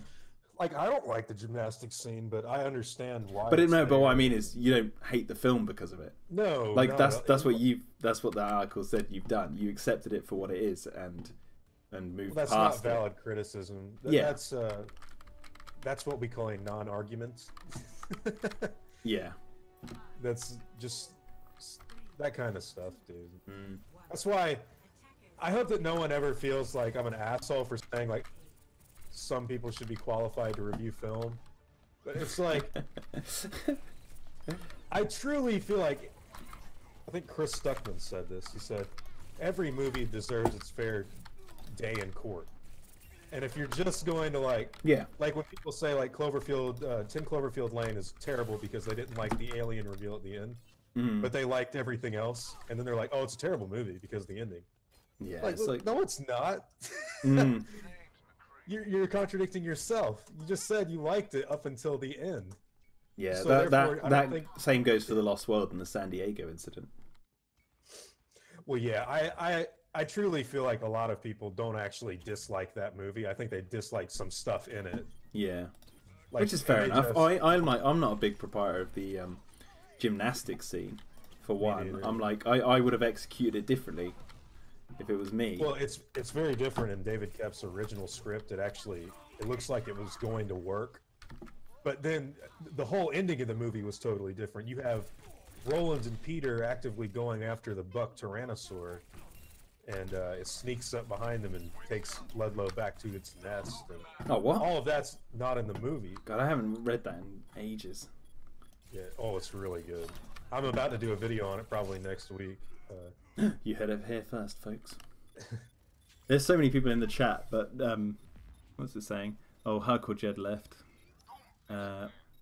British Translator says, when Jurassic Park is the only long-standing franchise that has not gone into space. I'm assuming that was when we were talking about Leprechaun. Yeah. Well, Jurassic Park for a long time. How would Jurassic Park go into space? Like, what? Well, what would the dinosaurs do in space? Well, they made Dino Crisis 3. That was in space. Yeah.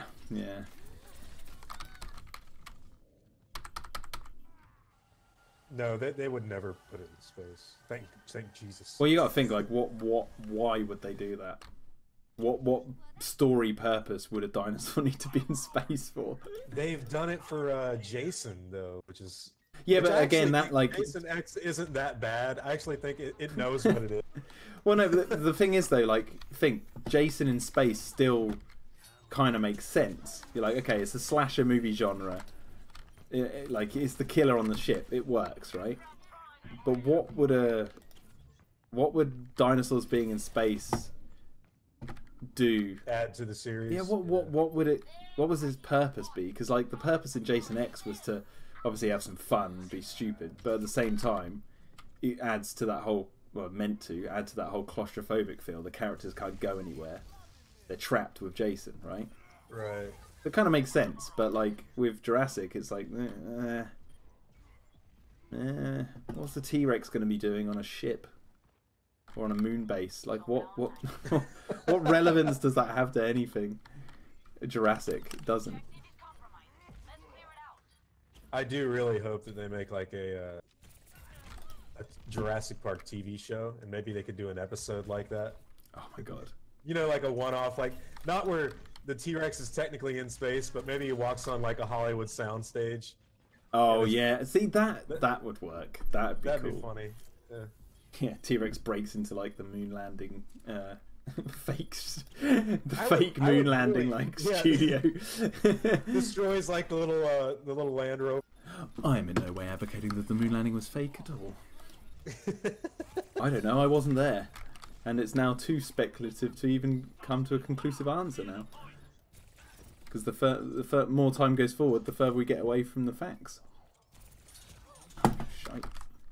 I would really love a series with Ian Malcolm as the protagonist for like a season or two, where each one it's almost like they could use a Jurassic Park TV show to where he teaches the audience about science, like he does in the books, like where he gives speeches all the time. Well, kind of like the Super Mario Brothers cartoon where they have the live action Mario and Luigi bookend the show to tell you. Better than that, but. But you mean like he sat in a leather armchair by a fireplace like, hey everyone, welcome to the Malcolm Files. Yes, in today's episode we look at the nature of unpredictability. Yes, let's see what happens this week. We begin in a bar in Costa Rica, where an astronaut is about to head out into space. Louis Watson's paying him money to get moon rocks. John Hammond believes there is amber hidden in moon rocks that contain The DNA of alien dinosaur species. Yes, I'm you going heard it to here clone first. them. Saw someone comment somewhere. I don't know what it was, but they were like, "Will they clone John Hammond?" Oh God. It's like a video suggestion. Hmm. I can see that in the video. I think that's too crazy. Hello, John. Hello, John. See, the thing is, like, with what I love about the Jurassic series as well is that, like, they haven't really had a moment where they need to change actors. Like, do you know what I mean? Like in Harry Potter, when like the Dumbledore died, they got a new actor, and same for like the Avengers films when they changed the War Machine, Hulk several times. Yeah. It's like, I'm glad the Jurassic series haven't really done that. I don't think the Alien series has done that either, if I remember correctly. I don't think they have, which is cool. Oh, Wayland. So. Well, oh no, but then even then, Wayland. Does that count? Is a different character. So yeah, I mean, but Jurassic hasn't done that. So if they were to bring John Hammond back, then it'd be like, you're gonna have to CGI him, and it's gonna be like, no. I'll tell you what, though, dude, they could really use all the Trespasser audio in a future film. Oh, don't get me wrong. They could bring him, like, if they had John Hammond on like a, I don't know, just as like a voiceover. Not or something like him that. Actually, in the movie, but yeah, not that he's like there with Owen and Claire. Right. Like, I don't want to see that. But well, we'll have to. I can't wait for Lockwood. By the way, Lockwood. I've been reading. I don't know if people have seen my video on Lockwood, but I've been reading so much into there's nothing to read into. But like, just everything about this new movie in Lockwood, the Amber Kane, they're hiding a lot. Eli Mills. Yeah. Eli Mills is, in what I'm gathering so far, is like Peter Ludlow 2.0. So there's I'm very excited for this movie. That's one of the reasons I think Lost World will be elevated when it comes out. Is like, people will be like, well, hold on a minute, let me go back. Even though I don't think it's like I don't even necessarily look what I've done. Sorry, look what I've done with my sticker. I've made it look like she's like farting and sexy. Flying up. Yeah, they're like the trailers. The trailers, I you know, they're hiding some stuff. Obviously, they are. It's a 2-hour movie, so it's like they're definitely hiding some stuff. I know that people get worried about spoilers, but Lockwood has been seen once, so come on, guys. The behind the scenes thing. Yeah, and like briefly, I think in one trailer. Well, we didn't get that one in America. That was like no. The I think you did. It's like one of the Amber Kane. No, not that one. It's where like he's just sitting in his wheelchair, smiling, like looking up. I thought that was in the behind the scenes featurette. Oh, is that what I'm thinking of? I thought it was. That. Maybe it wasn't, but I swear I saw him in another one. But yeah, either way, like, you know, we know nothing about his character at this time. So I'm so happy that they're even bringing someone like that in, because I think Hammond was such a major part of what made Jurassic Park Jurassic Park. You know what I mean? Like, that's one of the reasons I think Jurassic Park 3 kind of fell flat with people. Yeah. With some people, not all people, but I mean. Well, it's like, you know, his presence was missed. It's, you know, we talked about this. He's kind of like the grandfather, you know, of Jurassic Park. Just want to see him. Yeah. Well, that's what I love about you know, the new films and like what they're doing. It's you like, know, they're like with Jurassic World, like there's a way of exploring the past without even having the characters there in a way. You know, like when Masrani says, like, you know, I promised Hammond I would you know, keep my promise to Hammond or whatever. It's like, oh, there was some history there. History with his father, if you read what we wrote, yes. But you know, that was all because of Irfan Khan's age. We're like, if he was friends with John, we're like, Jesus, what was he, like 6? Like, my God, how old was he when this was all happening? So we're like, actually, it would have been his father, obviously. And then it's like a logical deduction of like what was written. It was like, okay, so it wouldn't have been him at the time. It would have been, you know, the person who's really running the company at the time. You know what though? A couple of days ago, I read the original first draft for Jurassic Park, the movie that Michael Crichton wrote. Yeah. And in that version, he changed John Hammond. John Hammond was changed by Crichton. He's not an asshole in that version of the script. He actually sticks up for Dennis Nedry and says like, I'm sorry I got angry at you for the failure that happened a little while ago, Dennis. And it's when Dennis is like trying to leave, he's like, because the oh, that would have been great. That would have been great. Like he's desperately trying to get out there, and Hammond won't stop talking to him to say sorry. Because like the storm's coming, he's like, oh yeah, it's okay. That would have been a great little moment of sort of subtle comedy. Like Nedry's looking over his shoulder at the exit door, like, oh Jesus Christ, come on, old man. It's funny. It's so funny though, because when they find out that Dennis got away, John Hammond does get angry. It's the one time he gets angry in the script, and he's like, I fucking knew it. He doesn't say that exactly, but he's like, I knew that bastard was up to something or something. But what's so funny is in that script, fuck, I just lost my train of thought. John Hammond. You talk about John Hammond getting angry with Nedry, subtle comedy, looking over his shoulder. Yeah, he Dennis Nedry actually has already gotten away with it. That was his second trip at getting the embryos off the island. Well, he'd already done it before. Oh, really? Like, so Dodson had already had a set of the embryos, and he was trying to get even more money by getting him more. See, that kind of plays into the greed thing a little bit better, because it's, well, I mean, not better, but like in another interesting way, because it's like they've already succeeded once, but now they want to go again, and that's what they're doing again. Yeah, but it makes you wonder. It's like, so Dodson actually got like a ton of dinosaurs off of the island. Huh. So Crichton was kind of trying to set up Jurassic Park 2, but also what's even more interesting is at the end of Crichton's first draft for the original movie, they learned that all the dinosaurs in Jurassic Park are going to eventually die because of a genetic flaw, which eventually made its way into the Lost World book. Yeah. So, oh man, I need to go back at some point and read all the old scripts, because it's been so long. I was just so happy to see Velociraptor Anthropus by Dr. Grant. I was like, I knew it. Like, what is a Velociraptor Anthropus? It's Deinonychus. Oh, is that what it is? Yeah. They used to call it Velociraptor. Yeah. That's okay. That's why the Velociraptor. They even say it in the Crichton's novel. Yeah. Because we was like, this is Velociraptor mongoliensis, and Dr. Sattler's like, no, it's not. Dr. Grant's like, that's clearly Velociraptor Anthropus, and Tim's like, you mean Deinonychus? And he's like, actually, Tim, Deinonychus is considered one of the Velociraptors now.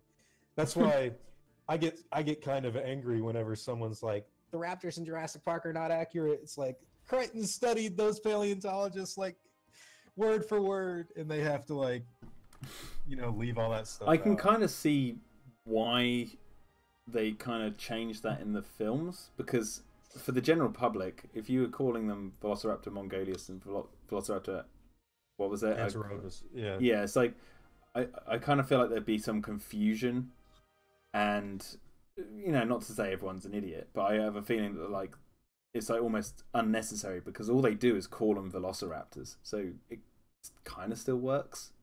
They just call them Velociraptor without pinpointing what their exact genus is.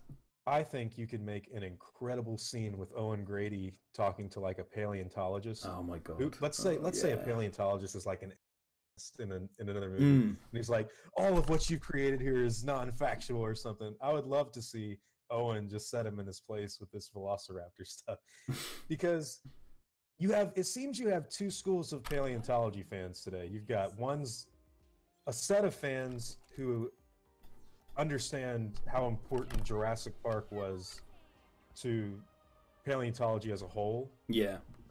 And then you have the other who are like, they just absolutely hate it. Mm. And it's very weird for me. I try to make everything as objective as possible. Yeah. And Jurassic Park's, it's honestly not that outdated. It's not outdated at all because like all That's the what's so dinosaurs weird. they're a lot of people complain about like the whole when people say like they're all hybrids. It's like I don't know where that's come from because technically speaking they are hybridized with frogs because the film outrightly says they use frog DNA to bring these animals to life.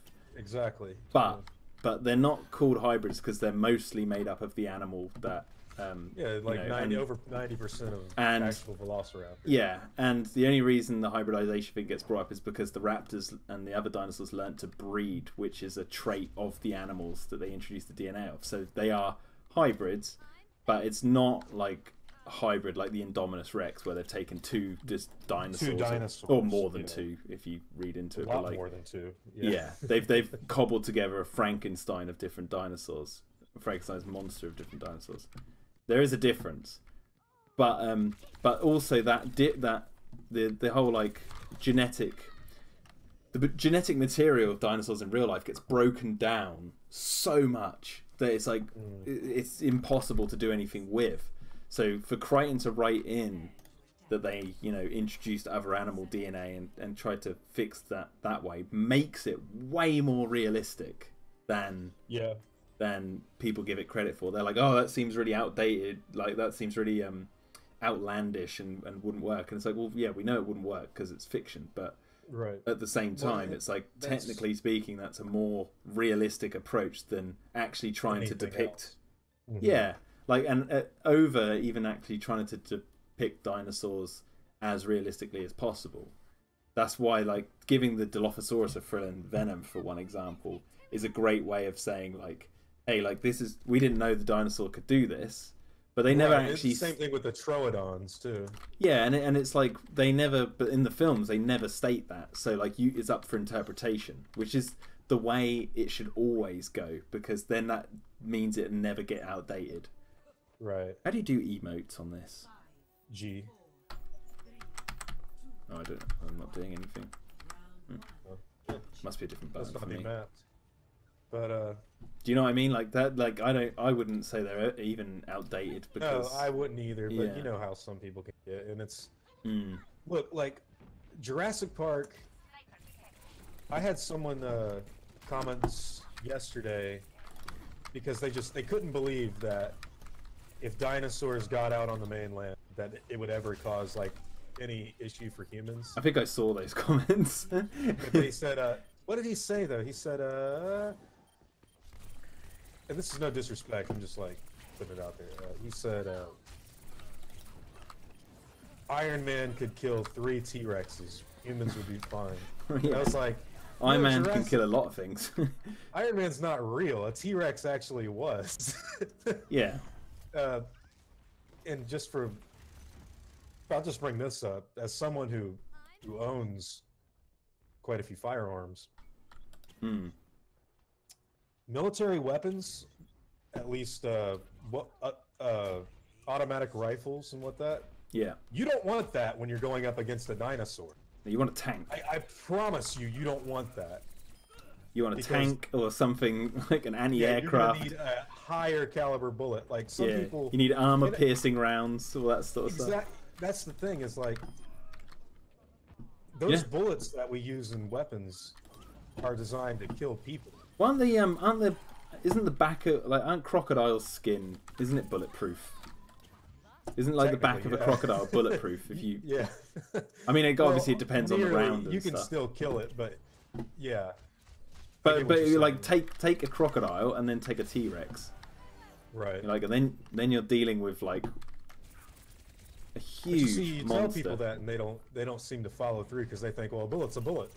It's like, oh no. Yeah, it's not exactly how it works. All we're doing is throwing little bits of metal like really, really fast rates and going through something. That's all we're doing. But it's also another thing is like people when they talk about the dinosaurs, getting off the islands and stuff. It's like it's more about like their effect on the ecosystem. Right. Like This you've got to think this is Jurassic Park. Think of the rippling effect of chaos. Think of the small, tiny little things that get overlooked that then evolve into the big problem. That is the angle they're going for. It's not about a war between dinosaurs and humans in terms of like muscle. It's about, you know, it's all the smaller things. Yeah, it's the tiny things that like I said get overlooked. Unpredictability, as Malcolm says. You know, that's the thing. You don't take into account all the imperfections in your skin, the hair follicles, everything. That's why the water doesn't go the same way. That's what he was saying in the first film. So I feel like that the angle they're you know, potentially taking it is that Jurassic Park is like the thinking man's blockbuster.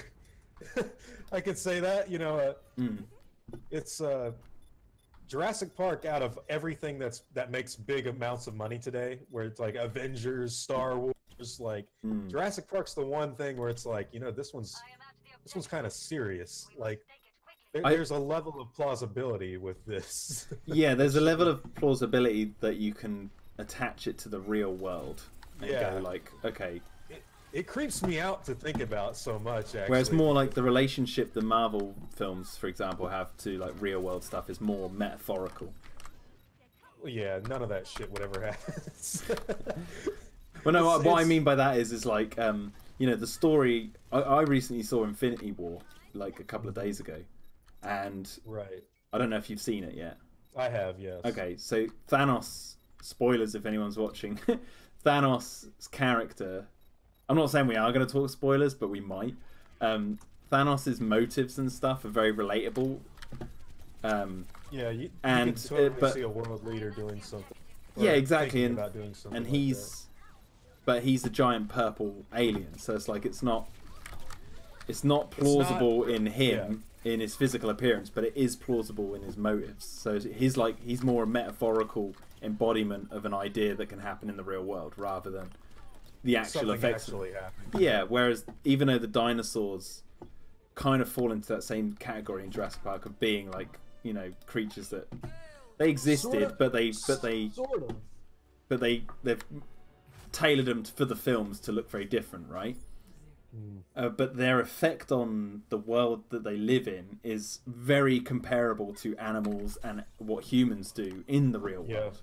Yeah. So yeah, it's interesting in that way. I think what makes Jurassic Park so...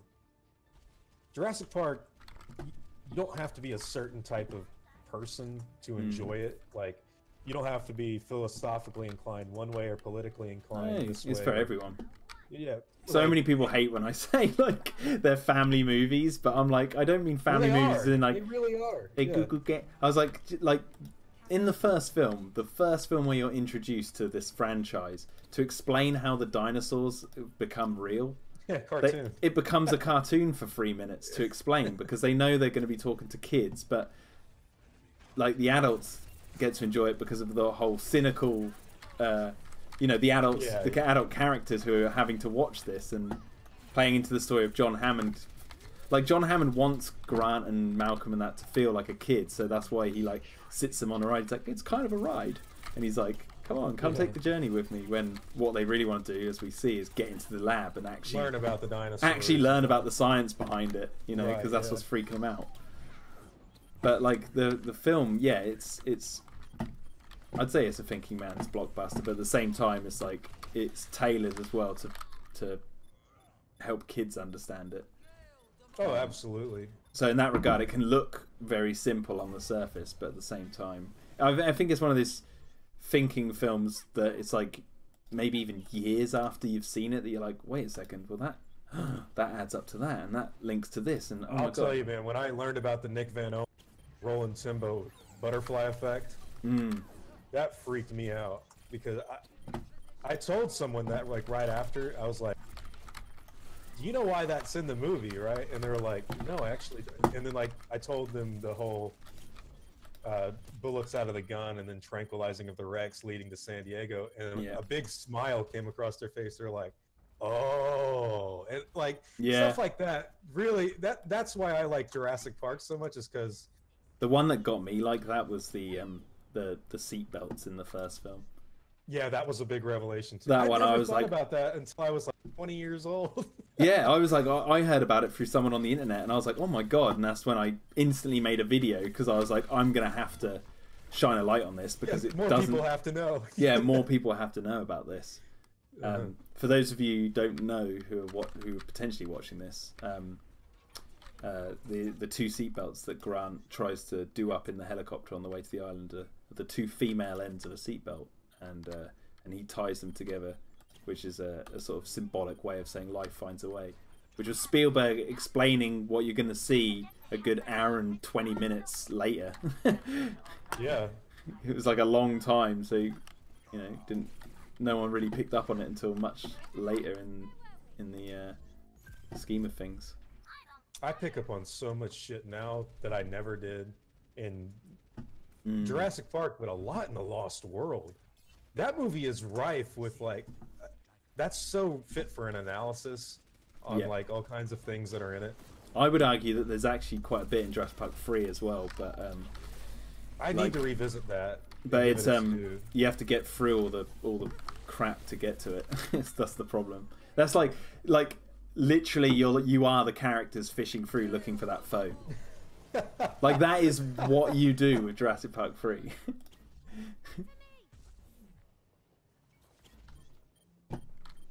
Well, Jurassic Park 3.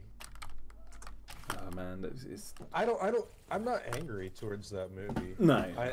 I used to be.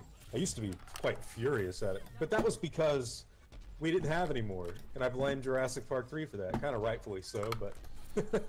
Yeah, I'm very thankful for the way things played out, for obvious reasons. For obvious reasons, I'm like, yeah, okay, I'm glad it worked out the way it did, because, I am where I am right now today. So I'm like, okay, I'm glad, in retrospect, I'm glad that movie came out the way it did, because it led to where we are now. But that said, just look at Fallen Kingdom, and without Jurassic Park 3, you would probably not be seeing the imagery you're seeing from those trailers. That's why when people ask me if there's anything you could do to like go back and change, would you? I'm like, you know what? No, because I wouldn't be here. As much as I don't like Alien Resurrection as an Alien film, it's the same thing. I'm like, because that got us Prometheus and Alien Covenant, and as someone who enjoys those movies, yeah, I wouldn't change them. Man, I gotta tell you, Prometheus is so underrated. It's the Lost World of that series. Yeah. Well, isn't Alien Covenant the Lost World? Didn't you say that the other day because of the... Oh, yeah, it did. Alien Covenant is almost... Ridley Scott has to love Lost World, because Alien Covenant is Lost World. Like, there's the tall grass scene. There's the scene where the guy goes off and gets attacked like a Dieter Stark. There's... You could look at the alien getting on board the ship as the T-Rex in San Diego. The alien what? The alien going back to the ship as like the T-Rex going back to San Diego. Oh, shit, yeah, you could look it up. That's a loose connection. I think Ridley Scott even enjoys Alien 3. I bet you he does, or he wouldn't have done that POV shot. Oh, yeah, and also there's a music cue when David kills or thinks he kills Walter. There's a music cue that is directly out of Alien 3. And you're like, oh, really? Yeah, if you listen to it in the soundtrack, it's like it just sounds like a track from the Alien 3 soundtrack, and it's like, either that or the composer really likes it, but Ridley Scott put it in his film. I'm gonna have one more game. Yeah. One more game, and then I'm gonna head. Yeah, I gotta go. Gotta pack my bags and get ready. Run. I need to do cardio this morning. I'm so happy this has worked. I've been streaming for 4.5 hours. Thanks. God, this is what I've wanted. All week I've been doing little tiny streams. Oh shit, it says Jurassic Pinball in the thing. I should change that to Overwatch. Even though I'm doing one more game. Oh, I remember this level on Pinball. Man, you're gonna have so much fun this weekend. Enjoy. I hope so. Enjoy. Well, I'll be there for Sunday to Wednesday, but I hope I'll be able to get a plane ticket to Eureka. Oh, nice. And if I do, then I'm going to Fern Canyon and all that stuff, and I'll be filming at least 3 parts of where the Lost World took place. Yeah, you going location scouting? Yes. Nice. Hopefully. Now, this is all... If I don't get to do that, then I'll definitely go to the city where the T-Rex What would be was. the most... What would be the one that you were looking forward to the most if you could find a location in the... If I couldn't find where the T-Rexes ambushed everyone at the base camp, I would look for where Dieter Stark died, actually. That's a good one. Yeah. That, thinking of it, that's where I'd want to mostly go. Just that log. I think that log's probably... Yeah, it's probably long gone. I just love the idea that, like, when we interviewed, is it Vanessa Chester? She was saying that, you know, a lot of people don't think about this, but when the T-Rex puts its head inside the tent, like that T-Rex, that tent isn't on the ground. The tent is high up because they had to meet where the head of the T-Rex was to get it to like poke its head in. So like they've got their bodies, like they're stood up, but they're like leaning forward, like, and they're not actually in sleeping bags lying down. Oh, really? Yeah, because the whole set had to be raised, and I was like, oh, I never even clocked that the tent would have to be raised. Of course, because they said that the sets had to come to the T-Rexes. I love that scene. There's something about the Lost World. You know, Isla Sorna does stand for sarcasm. It roughly translates to the island of irony. It's very... Stuff like that in that movie I really enjoy. Like where the T-Rex's head just pokes right through there and Malcolm's looking... He can't do anything. Oh, man. So and he's just like, Kelly... Yeah, I find the female T-Rex in the Lost World underrated. I don't think people give no that one female. Talks about the female. No one talks. I mean, she's got a nickname, isn't it? It's the Doe. People call it. I only first, and this is going to sound like heresy, I first heard that saying earlier this year. Even though I've been on many Jurassic Park fan sites where it's been written, it's never really clocked with me that people, because like the buck and the doe, and I was like, doe? They really call it doe? And I was like, I don't like that. I don't think it's a great name, but that's what they call it. They just call it because it's like deer, and it's like, but you're only calling it that because Roland calls the male the buck. But he's not calling the buck because he's making it a likeness to deer because he's hunting them. Right. It's not that that's what it's actually called. I personally prefer the word bull, the bull T-Rex. That makes it sound a little bit more menacing.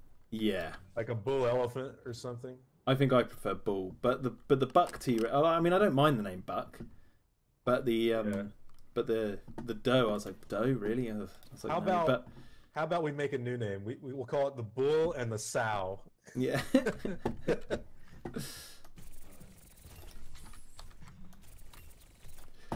But like the female T-Rex, she's underrated. She looks like Rexy, and she. You know, she's big. I used to think she was bigger than the bull when I was a kid. The male's bigger. In the book, the female's bigger, but in the movie, the male's bigger. Not by much, granted, but, you know, bigger is bigger, especially in Jurassic Park. You know, like, Spinosaurus is bigger! Why can't I see this character? Well, you know what? Just die. Yes. Oh my god, I can't believe I won against him. Oh my god, thank god. That was like a fist fight, that was. Jesus.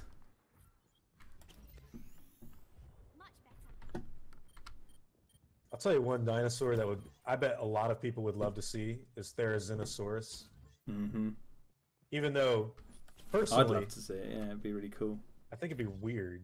They'd have to do it right because yeah.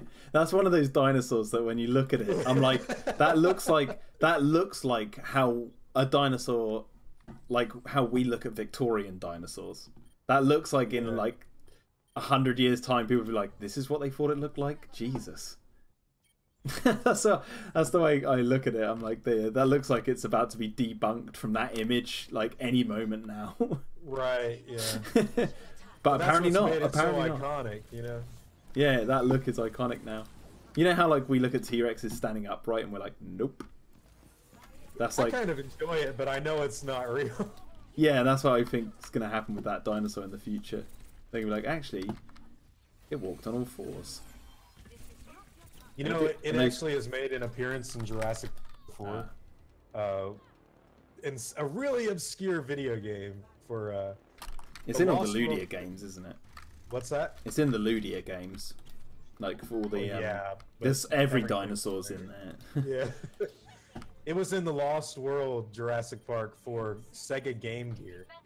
Really? And in the game, it lives underground, and it'll pop up and attack you by like, you know, with its little claws. Like. Well, see, I can understand where they were coming from with that, because there's some moles that have like huge claws. Yeah. That's what he basically is a dinosaur mole. Could you imagine if that is what? That'd be cool in a movie. I would like to see that. Yeah, because they had those underground raptors in the sales script, so it's like, yeah, trapdoor raptors. I love that concept. It'd be scary. I can tell you that shit. Yeah, seeing Where's that Larry? they have to walk over like a minefield of like trapdoors, and they have to be really quiet. Cause reminds me of something you'd see in King Kong.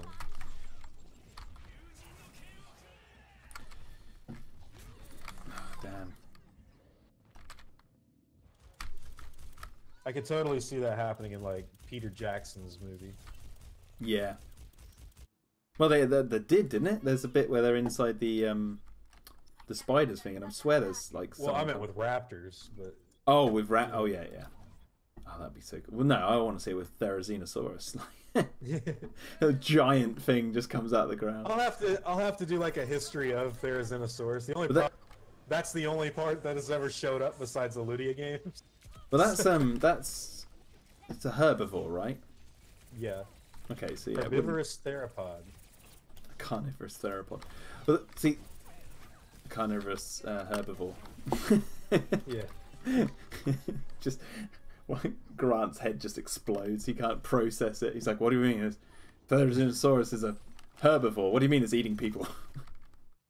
You know, there's some theories that say Triceratops was omnivorous.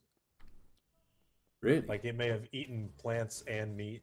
See, I wouldn't be surprised because there's videos of like cows eating meat, like cows eating chickens. You're like, okay, right? Like baby chicks, like it's hideous. They're like you hear them twerp, like you gotta tweeting. Imagine their diets. Their diets obviously consume bugs and shit within the foliage that they eat, so they're able to digest insectivores or whatever they call it. Yeah. I mean, for the most part, bears are actually.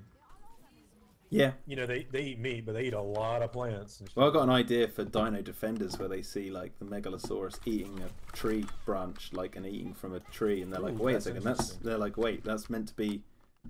That's a carnivore, and they're like, yeah, well, he's eating it for his diet, you know. It's like it's eating it because it's like feeling ill, and it knows if it eats this plant, it will feel better. Like dogs. Yeah, like dogs eating grass, exactly, yeah. exactly like that. It's like I swear T-Rexes would have done something like that. They must have. They'd have torn off some tree leaves for some reason. It's like people when they talk about animals and stuff. I love that they like say that they only act a certain way, or that. Like everyone says, like, oh, this dinosaur's not portrayed in the correct size, and it's like, well, what if it's a juvenile? What if it's yeah? What if it's a different, I don't know, just a different size? I mean, look at humans. Are we all the same size? Are all crocodiles the same size? They're not. They're like. Was it you that I was talking to about the T-Rex's weight?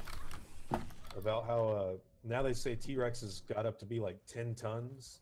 No, that wasn't us. 7? Really? Holy yeah. I wouldn't be surprised.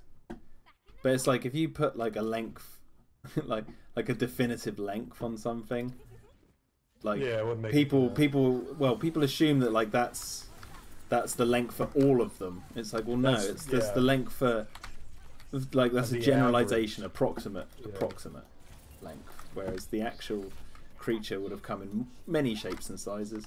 There's a reason why you have a junior T-Rex toy from the original Kenner line and an adult and a baby. I'm holding them. Yeah, do it. I'm. I'm coming. Stand on it. Let's push it back. Oh my god. Come on, get moving. Get moving. There we go. Oh, it's so slow. It should go back at the same speed. Yeah. I don't know. The game would take forever. Oh god, I'm getting sniped. Oh my god.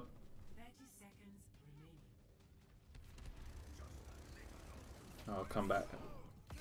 I'm gonna. I'll be on the offensive. I'll distract them. I'll go mess with them while they're trying to get to it. Oh, they're coming from behind. Yeah, I've got him. I've got him. He's dead. Oh, that Widowmaker up there. This one's for Ajay. Damn. Oh, we won. Yes. Yeah, we did win. Just barely. Oh, go on then. One more game then. That was short. If you've got time. Yeah, I'm fine. All right, sweet. Yay! What'd I do? I might just, when I archive this, just going to cut out all the pinball stuff and just start it from when we're doing Overwatch. I'm so happy this is working again. It must have been the update that they did. Yeah, it's like, don't mess with it, man. Good job, healer. Yeah, that's what I just upped because she healed me. Yeah, she healed me a lot. Epic. Excellent. Oh, I'm excited for that Predator trailer. I'm excited, but I'm like nervous. Do you know Mr. H? Mr. H reviews on YouTube? Yeah. He read the leaked script and he's like, "Look, it's gonna be ass." But yeah, but the thing is, the script, like, this is the thing. Oh, like, I know scripts change. Well, it's not just that. It's like a delivery of a line. It doesn't just fall on the script. It falls on the actor. Like Mummy's very angry. That could have come out really badly, but because Jeff Goldblum was saying it, it worked. Well, you read that on paper, like they see a car and he turns to the camera. Mummy's very angry. It's like you'd think, oh, what a cheesy ass line. Like, why the fuck have they written that?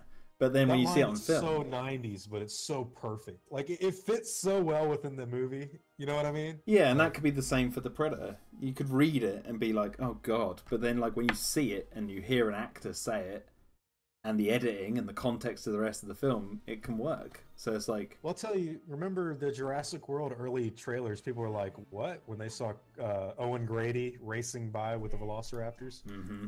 And then the movie came out, and people were like, "Holy shit, this is really good." Yep. They I think the same thing will happen for Fallen Kingdom. Only, I have a feeling. Oh, there's so Fallen much Kingdom cool imagery in will that be a film. better movie than Jurassic World, and I love Jurassic World. Something tells me Fallen Kingdom is going to be a superior film. Yeah, I mean, people tend to ask me a lot of the time, like, where do I rank them all? And I'm like, well, I hold Jurassic Park, The Lost World, and Jurassic World all on the same level, and Fallen Kingdom won't be able to surpass those because if one day I might be in the mood to watch The Lost World, so I'm going to watch The Lost World. But it has to be Jurassic Park 3. Well, yeah, it's already beat Jurassic Park 3. Yeah, that I can almost guarantee already. So, yeah. I would love to meet Joe Johnston. Yeah, I want to like very talk to him and see if we could. I'd love to get him the opportunity at some point to be like, hey, you should rally and get support to like do a cut of Jurassic Park 3, your cut. Ooh, that would be no, I'd love that. Right, like a get all the fans to go like, hey, Universal, Jurassic Park 3, find cut. Find all the old footage, get it all, clean it all up, give it to Joe Johnston, and let him edit the film that he wanted to make. What's so interesting is like I don't know if I could ever talk to someone like that, because in my videos it can be hard to someone be like, oh well, you're an asshole. You know what I mean? Because of I would love to talk to someone who made Jurassic Park Redemption. Yeah. You just have to find out who it is and reach out to him on Twitter or something. Yeah. Most of the time they're just up for doing it. I would hate to offend someone that worked their ass off on anything like this. You know what I mean? Yeah, I mean, it's not my intention. There's giving an opinion, and then there's respecting the work that was done. Absolutely. Like I don't hold Jurassic Park 3 as my favorite Jurassic film, but like, oh my god, like the respect I have for everyone who worked on it. Of course, yeah. Is high, even for Tierney Loney. Yeah, well, I agree. I'd be like, how many times did you have to say Eric? Okay. How many times did William H. Macy say, Amanda? Yeah. Amanda! They are truly annoying in that film. Yeah, well, but the utmost respect. Yeah. They're written to be annoying. Yeah, I know. They're written to be the exact people who would buy a ticket for Jurassic World. That's exactly right, man. They're the people who like greenlit the park. I'll be honest with you though, like that whole. Oh, what? That's I think. Yeah, there's a tracer. Shit, that was exactly what I was gonna do. There's a certain level where you shouldn't. I feel like Jurassic Park 3 is a little too self-aware sometimes. You know what I mean? Like it. Yeah. It's aware that it's. Well, Jurassic World, I would say, is more self-aware, but it does it in a more in-universe way. It had something to say too. Jurassic Park 3 didn't really teach anyone anything. The thing they were trying to say was like, hey, the raptors are way more intelligent than we would have believed, not only in this fictional universe, but in the real world. Yeah. And they didn't do it in a way that was engaging. Yeah. Like, they even showed... I like the idea that they showed Grant talking to an audience of people who didn't care. That worked. That was like, oh my god, everyone listen to what he's saying. Like, it's really crazy because there's real raptors out there in the world where you're, like, in your universe. Yeah, exactly. Why are you still digging them up? Yeah. Yeah, like, you need to go either kill these things or, or learn from them. And, or obviously just leave them alone. But at the same time, if you leave them alone too long, they might somehow get off the island and then everything's screwed. Mm-hmm. But the film never does that, but it shows Grant like going to learn what he already knew, which is what happened in the first film. But the difference there was in the first film he didn't know that the dinosaurs were alive. They were just theories that they were theories that, and then he got to use his theory in practice, like don't move because the T-Rex won't see you, and that worked. Whereas in Jurassic Park 3, he says their theories again, the same thing happens, but it's like, but really, like, I don't know, it's a mess. Man, I'm getting my ass kicked. Yeah, that's why I had to stop talking. I just realised I'm not doing as well as I could be. They're holding their... Oh, do you know what? I'm Tracer. I'm going to go to the frickin' thing and move it. Oh, they hate that I'm...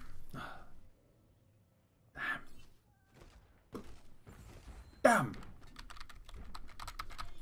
Damn!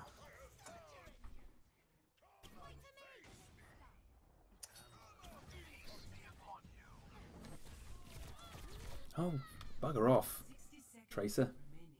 Oh my god, we've got 60 seconds to move this payload and they're really... Alright, I'm on my way. Oh, I'm dead. I'm getting my ass kicked because there's characters they're playing smarts, Klayton. They're playing really well. Should I switch? I'm just gonna... I'm not gonna switch. Yeah, that's what you get. That's what you get. That's what you get. Ah. Damn. Fucking Tracer, die.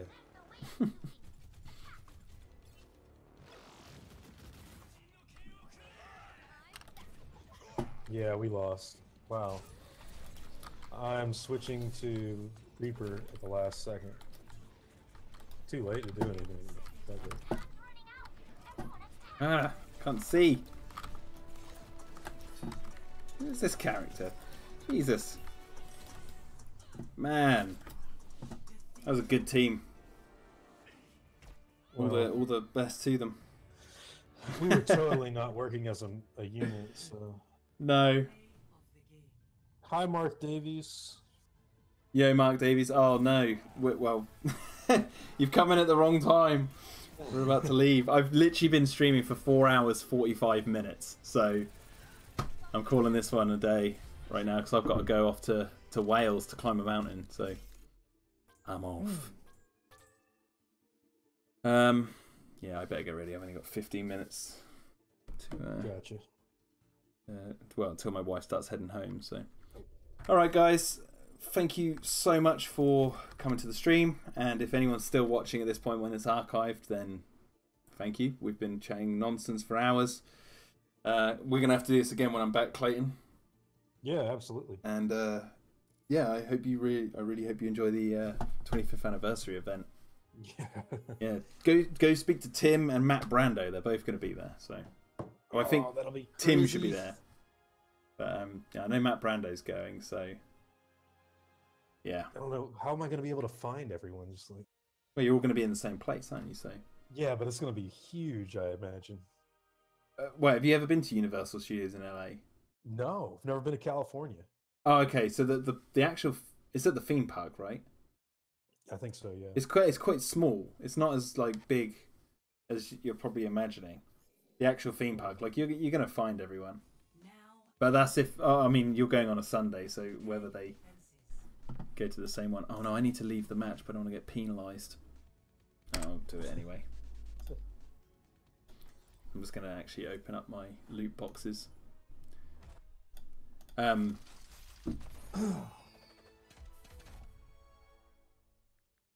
Okay.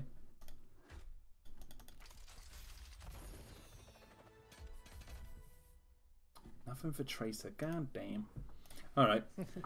But anyway, so yeah, see you later, guys, and yeah, enjoy Klayton. I'm gonna have to head. All right. Bye. Later.